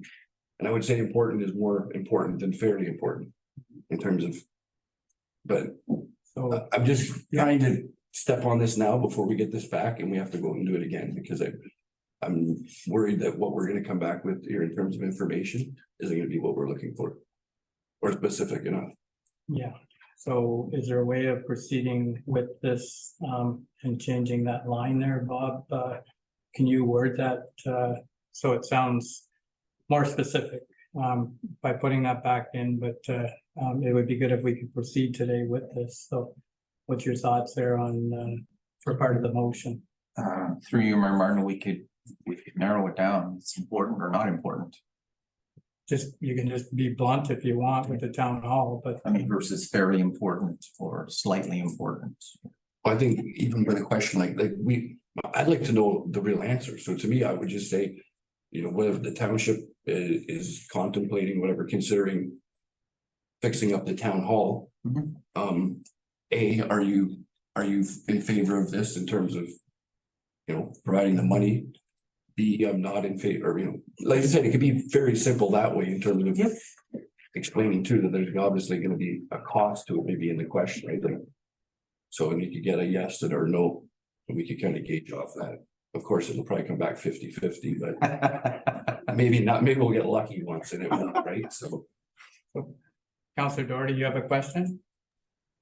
Yes, I do. I'm a little bit confused because, particularly on the town hall situation, my memory's not the best, but I believe that the discussion was had on the town hall and there was something made by the previous council that we in fact were going to be proceeding with the restoration of the town hall. And I think we're about 100 Gs into getting it upgraded during that time. So I'm not to address Deputy Mayor Whip's comment. I mean, we want another opinion on it after we've done the railing and the air conditioning and all the work that's done in it. I'm not sure what we're trying to get here. Maybe I can refer that to Deputy Mayor Webb. Yeah, I was gonna ask the same thing, so go ahead. Well, I'm just looking for clarity because I think council's gonna be privy to some new information here in the next 6 months that might make that decision not as favorable in this community. I realize it's a decision we made, but at the time we made it without having all the numbers. So So I think it'll probably be dealt with at that time if there's a change in heart at that time, or pardon the pun, but if there's a change, once we see the real numbers, which I don't know how to predict, we know it's gonna be expensive, but I think the previous council knew it was gonna be expensive too. That's why we asked a lot of questions then. So I agree with Councillor Doherty that we've kind of dealt with it. It might not be very good to hear, like, I don't know what it's gonna do if we hear that nobody wants it, because we have spent a ton of money already, but it's up to, but if you would like to, have a specific question in there, that's up to you, or we can leave it as general as it was and see, it might add to in the comment section, because arts is, that's what it was referred to, I think, in that original question. that was another, actually, in terms of comments in here. And even in terms of the question that I like there, Lionel, so indicate the type of growth. Could we have a line there with some of these that say other? So I know maybe not the slightly important or whatever, but in terms of other, like we have business assessment growth, growth in service, population growth. Maybe somebody else has their own idea of what, just as an option. They said I don't.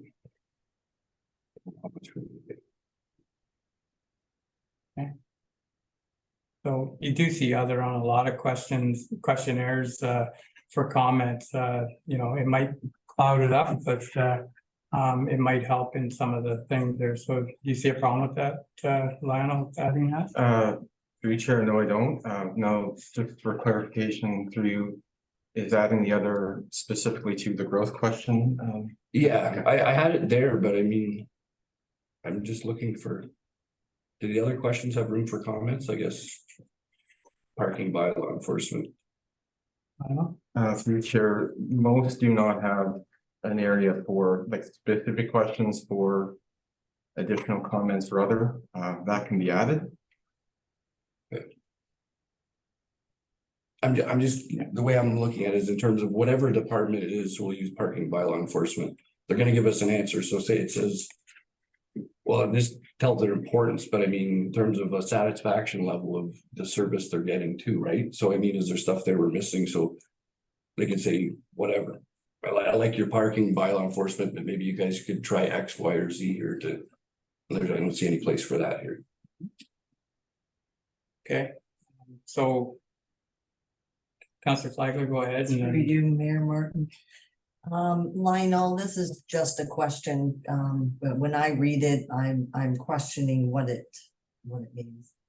How important is age-friendly and senior-centered activities and services? What's age-friendly? Future, good question.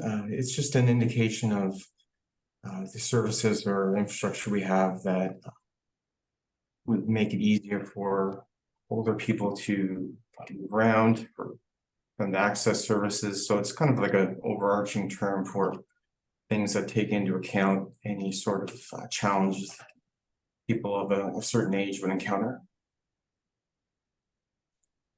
It's fairly general term. Is it? Okay. I personally like you've done a lot of work on it, and that's great. I'm not sure if there needs to be anything else in there. I see two things that are the same. You've asked the same question twice, like how important is growth in HBM? And then the next one, please indicate the type of growth. I think just the word growth, if it's important to them, it's important, whether it be business or services, or population. I'm not understanding the assessment growth. Future, that was just one of the types of growth. Say, for instance, we have a lot of commercial or industrial businesses that come into HBM. That's going to increase our assessment base, which will, in theory, drive down our tax rates. People might think, well, it'd be nice to attract commercial or industrial entities, or even residential growth. So that the amount of assessment that the tax levy is divided by drives the tax rate down. So it's just, and there could be other types of growth. So I think when the general question was asked, I think there was an indication that, okay, let's maybe dive a little bit deeper into this. Well, what types of growth are there? So, Okay. Thank you, Lionel. Okay, so we do have a recommendation here, and if you would like something, if you wanted to make the motion, Deputy Mayor Webb, and add where you would like other as part of the motion, I think we could take care of it. And okay, Lionel, go ahead. Sure, just wanted to clarify, there was a comment about the types of choices that are not all important slightly. So did I hear that maybe we should be bringing that down to less choices, or maybe I misheard that for all of these questions? You can leave it or modify it. I don't know, there's 5 there, so if you want to knock it down to 4, I guess you could do that. But at the same time, what I'm concerned about is they'll say how important it is, but it doesn't really gauge it. There's no gauge there in terms of how we're doing either. Right? So, and that's what I would like to maybe get. I thought we talked about this last time in terms of service levels, but maybe that was just in my head. Lionel? Through chair, we can add a free form for each of these that could ask them, do you have any comments on how the municipality is doing in this area? And perhaps that would help. At 3, Mr. Mayor. Yeah, well, what I don't know, it's hard to figure out how many questions are here, but 10? I counted 10. I counted 10. Yeah, like, and even some of them I don't know, but anyways. The important ones, as I said, so whether it be department, maybe not age friendly, maybe even, but how would you rate the township's performance in, bringing this service to the community or whatever, or what would you rate it? I don't know if you want to put it on 1 to 10 or a good, fair, poor, or something like that. But just so we can gauge in terms of, maybe help us prioritize in terms of what we need to look at first, or where we're being deficient in terms of serving the community.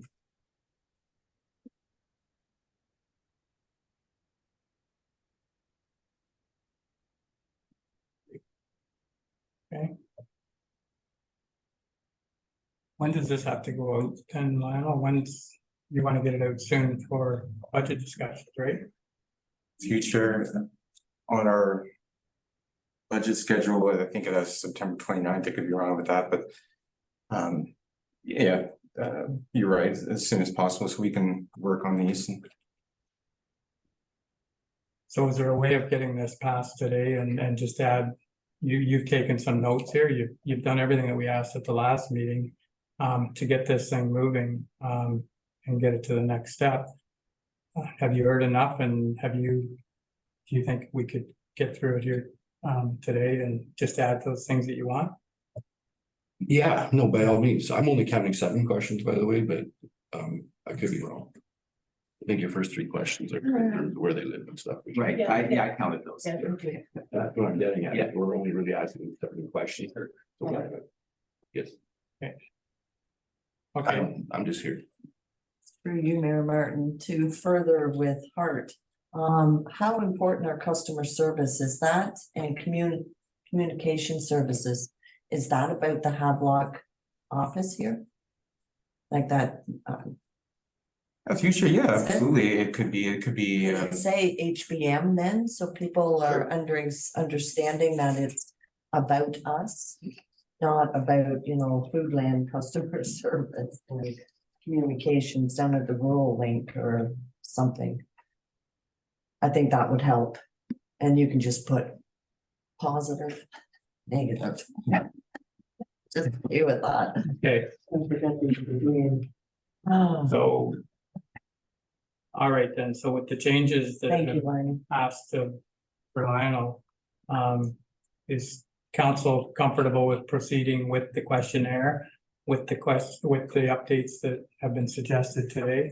Yeah, are you comfortable, Lionel, with what you heard and could add that in? Okay, so.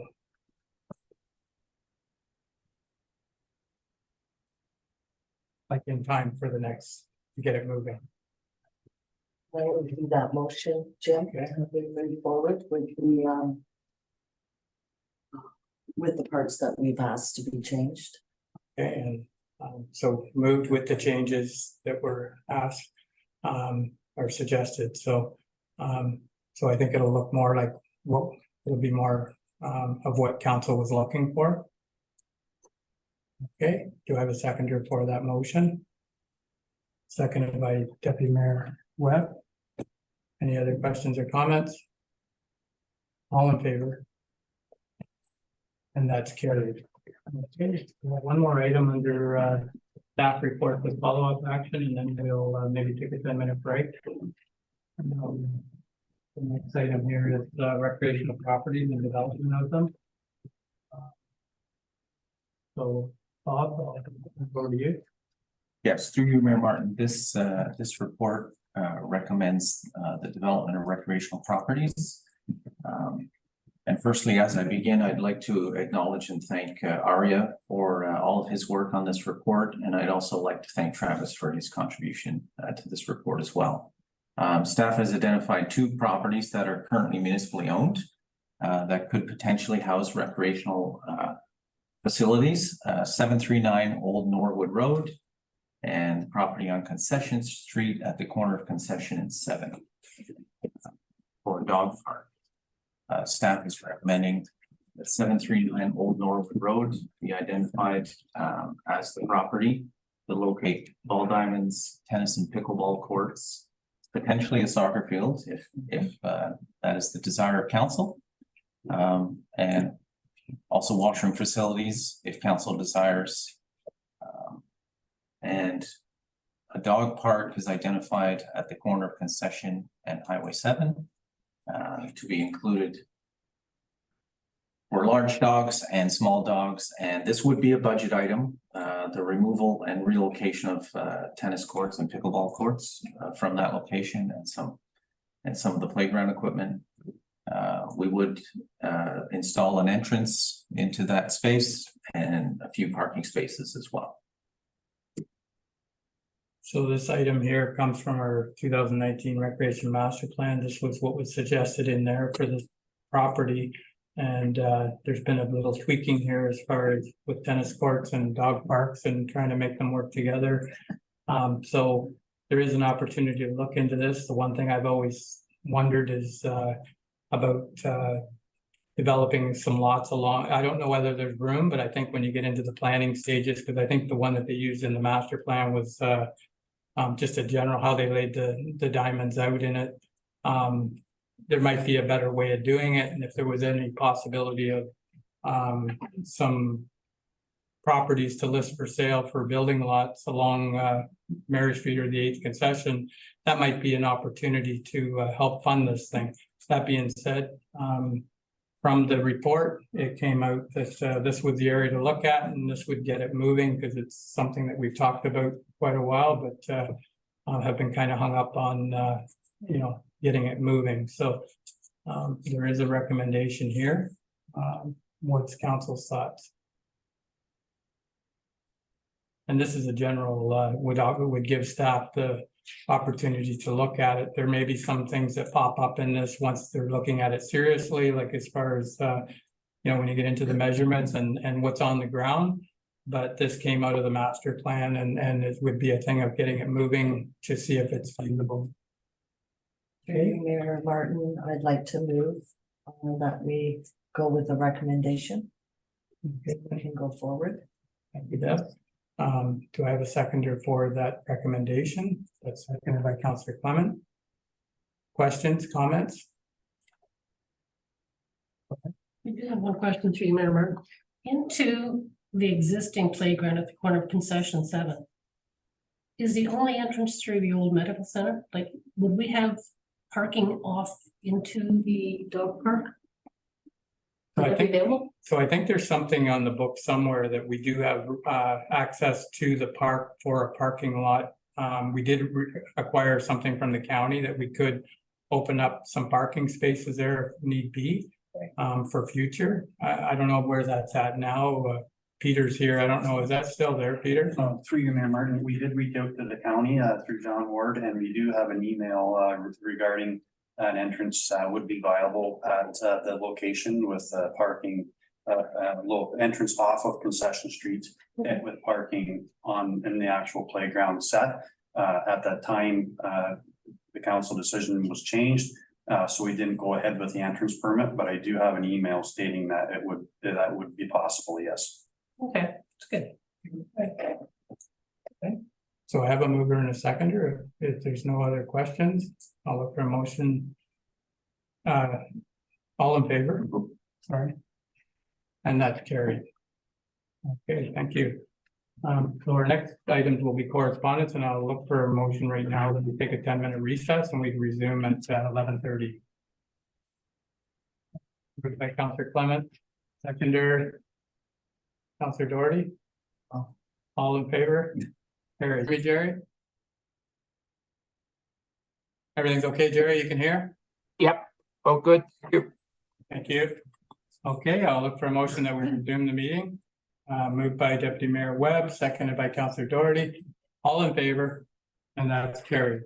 So our next item on here is an email we received from a Diane Noble, and it's an action item for correspondence, the request for council support resolution, legislative amendments to improve municipal codes of conduct and enforcement. And it's quite a story there.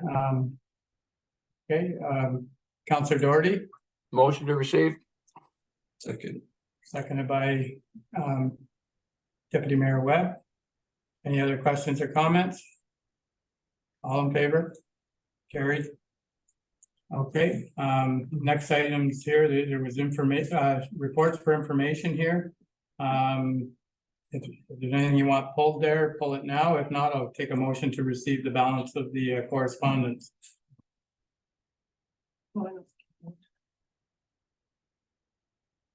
Okay, somebody, is there anything there? Okay, move that we receive the balance of the correspondence from Councillor Clement, seconded by Councillor Doherty. All in favor? And that's carried. Okay, and next is councillor activity reports.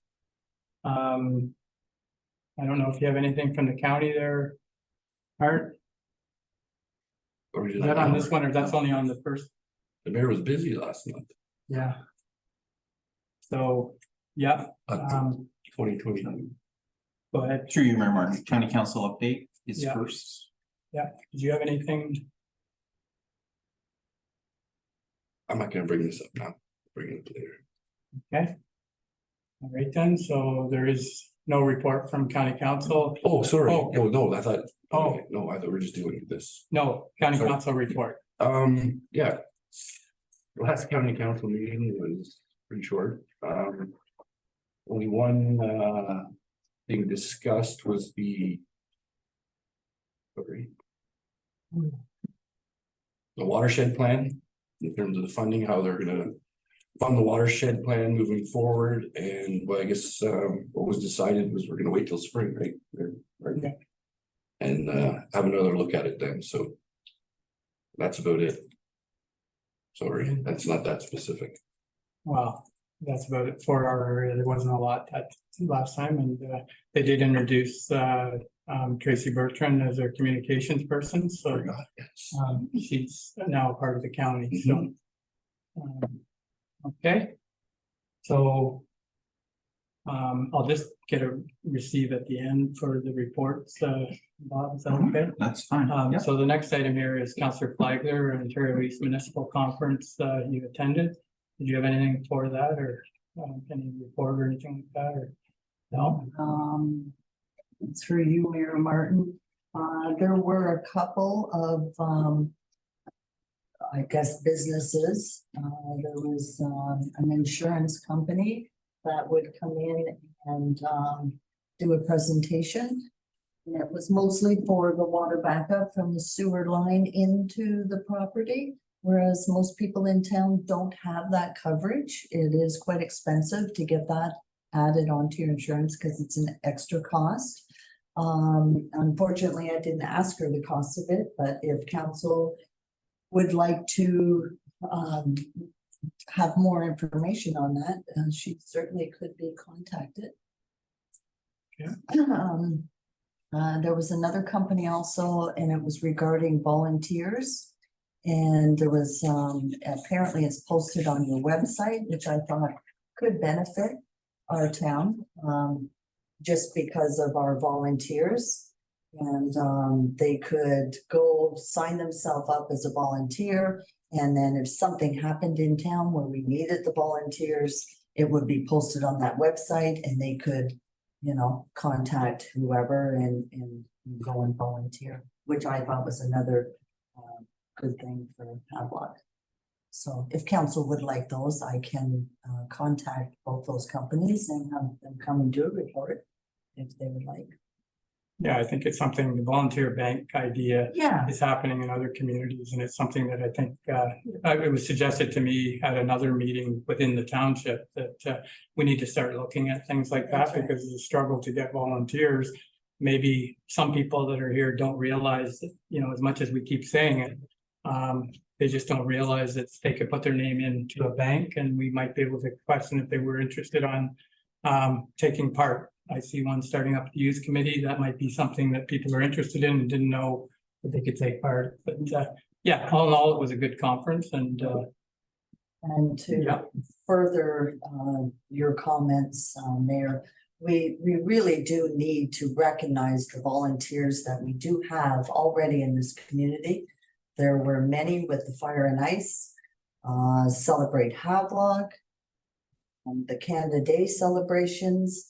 I mean, none of those projects continue without the volunteers that are willing to step up and do that. And we really, really do need to recognize those volunteers. Yeah. Thank you. Okay. All right, the next item here is Councillor Clement with the activity list for July and August. I don't know whether you had anything to add there, but No, the only thing I do want to specify is the food cycler pickup. I've been hearing so many good feedback on that. And it's really gone over well. So I'm just wanting to let everyone know, thank you for your support on that. Thank you.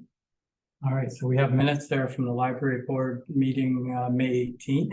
Yeah, we've got another one said something, yeah. Yeah, so just a motion to receive those minutes for today would be. Somebody want to move it? Councillor Doherty? Moving it. We have seconded by Councillor Clement. All in favor? And that's carried. And the next one is community policing minutes from May 10th. Motion to receive those. Unless you have anything to add, Kathy. Okay, so it's moved by Councillor Doherty. Seconder. Councillor Clement, all in favor? And that's carried. Okay, Deputy Mayor Webb, your Economic Development Committee meeting minutes. Is there anything you wanted to add to that or? Okay, all right, so a motion to receive those minutes. Okay, moved by Councillor Clement, seconded by Councillor Doherty, all in favor? And that's carried. Okay, and then the list of items on mine, and I do have minutes there from the cemetery board meeting of October 13th. I look for a motion to receive those minutes if everybody's okay with it. Moved by Deputy Mayor Webb, seconded by Councillor Doherty. All in favor? And that's carried. And I did have, or I think it's another business for the, is this where the report for Ontario East is? Yeah, so Ontario East there, I did do a little bit of a report from the conference. It's one of my favorite conferences. I think there's a lot of information comes out of that around economic development. And I attended 9 sessions throughout the 3 days, as well as a lot of networking. But the one that really drew my attention was well, we had the meeting with the warden of the county of Renfrew, warden of the EOWC, or the Eastern Ontario Wardens Caucus. He did a report there, and Jeff Leal was there for, he's the chair of the Eastern Ontario Mayor's Caucus. And then there was a girl, Judy Kroon, that did her she's a bit of a comedian, but she had a way of putting things into perspective that made you think about how we do things. But one of the sessions that I went to was, it was called Online Dating, and it was with regards to how our website reflects our community. So it talks about our webpage and attracting new businesses and the people that watch, and it tells a story of what we have to offer, or what we're, it's kind of like selling HBM. And one of the things that was said there in this is, through these meetings and our webpage, any businesses or developers and things like that, they know us before we know them. They check us out before they get here. They watch our meetings to see how we come across. Are we organized, informed? Are we professional, courteous? And they focus on, do we focus on the important matters? So one of the big things out of that is, from watching meetings, and that is council sets the tone and an image, project a message, and then staff, they do the technical side. They're responsible for that part of it. It's not a council thing there, but it was a really good thing. They talked about the strategic plan and how it's not just for council. It describes, the values of the council of the day, and what's important to us. And they use that of whether they want to be a part of this community or not when they're looking. So it was really well, it was a really good presentation. And it even talked around our website and pictures. If you notice, a lot of pictures are rocks, trees, and water. One of the things they said is start projecting some of our new projects, not just all the heritage things, but some of the new things that we're involved in. We got to show all that stuff off, and it'll attract, the people to things that are happening, things of the day. One of the sessions there, Aria was there with Voten doing a presentation. Really good presentation, and I know it was all about HBM and things like that, with how we work with our consultant. We were all at that one there to support him, and it was really well received. Everybody was asking questions around how we deal with the fluctuating population and things like that. So there were some other seminars, I won't get into them, but about affordable housing and attainable housing, and Eastern Ontario Regional Network, and how they're dealing with this 7 and 7. Hart and I have heard, on how they're doing that, or what they hope to do with 7,000 homes in 7 years. We'll see how that plays out. The last day there was a girl there from the trade commissioner, and she's actually a Peterborough girl, and she was talking about Canada export and things like that. And she was with the federal government, and it was a really good thing on what they learned through the pandemic and things that we need to change on supply and things like that. So we all know that that's a problem, and hopefully we learned from it, and there's going to be things that we'll be able to do. That being said, like I told everyone, my report here got all messed up when I hit it to print. It come out like it was huge and about 5 pages. It really was only a few lines, but anyways, it was a great conference, and if anybody gets a chance to go to it, I've always found it beneficial for our community as far as some of the ideas out there. So so that being said, I'd look for a motion that we receive the balance of the council report there. Moved by Deputy Mayor Webb, seconded by Councillor Doherty. All in favor? And that's carried. All right then. So the next items here are written or oral notice of motion. I don't have any written in front of me. Is there any oral notice of motion for today? Bev, go ahead. Through you, Mayor Martin. We kind of rushed through that last part where you've asked me what I learned from AMO.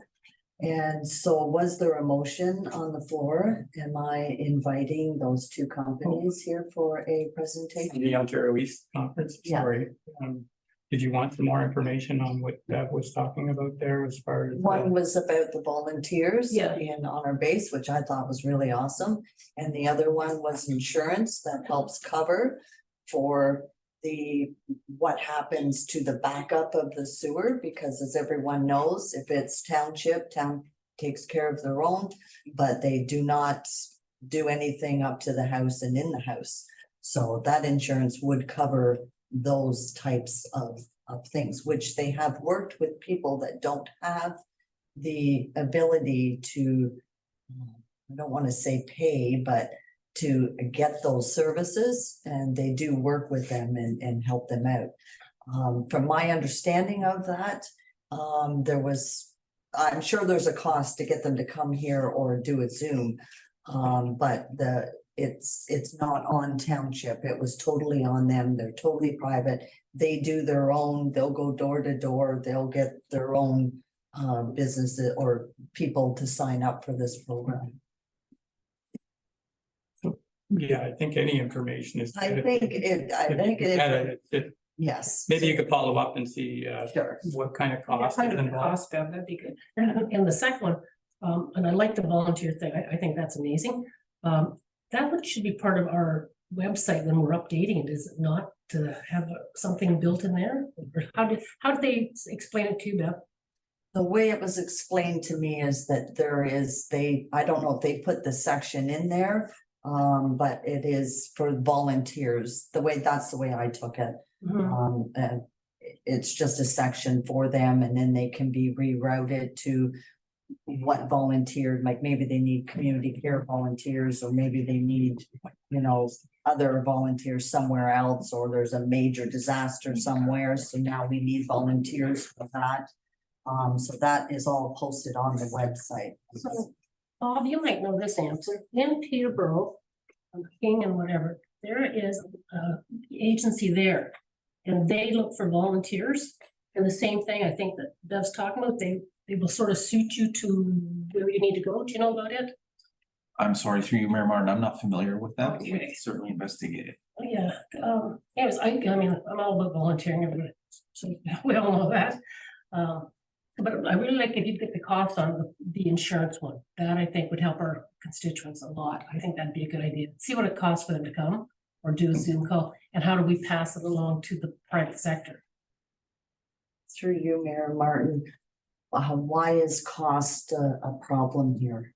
Well, no, I'm not understanding How the much- cost. Well, no, how much would it cost for them to come and give us a presentation? Is this what we ask all our people to do a presentation for the Well, cost? if And there's then a we cost, decide on a There cost? should be no cost, but there Probably is. Well, I'm just guessing. Yeah. But that's why we just ask.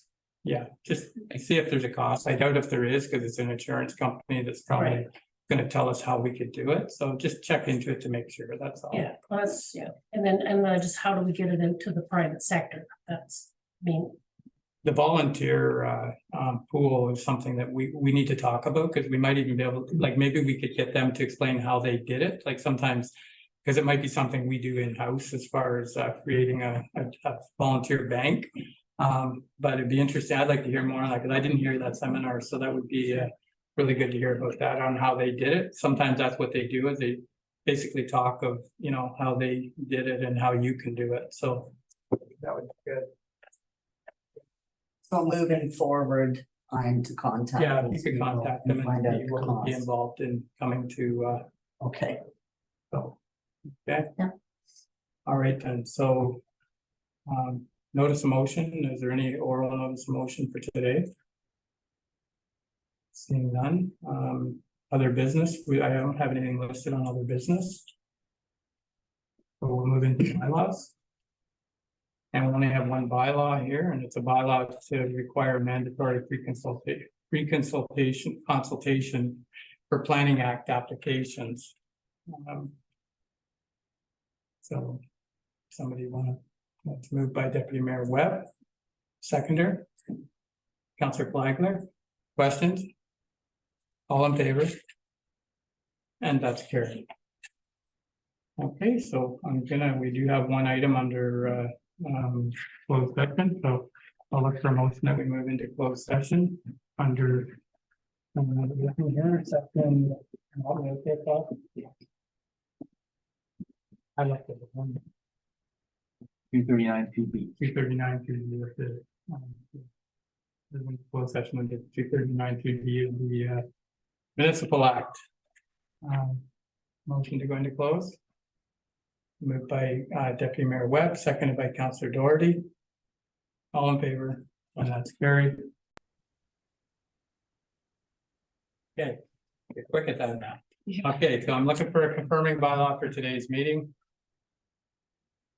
Moved by Councillor Doherty, seconded by Councillor Flagler. All in favor? That's carried. Motion to adjourn. Deputy Mayor Webb. All in favor? And that's carried.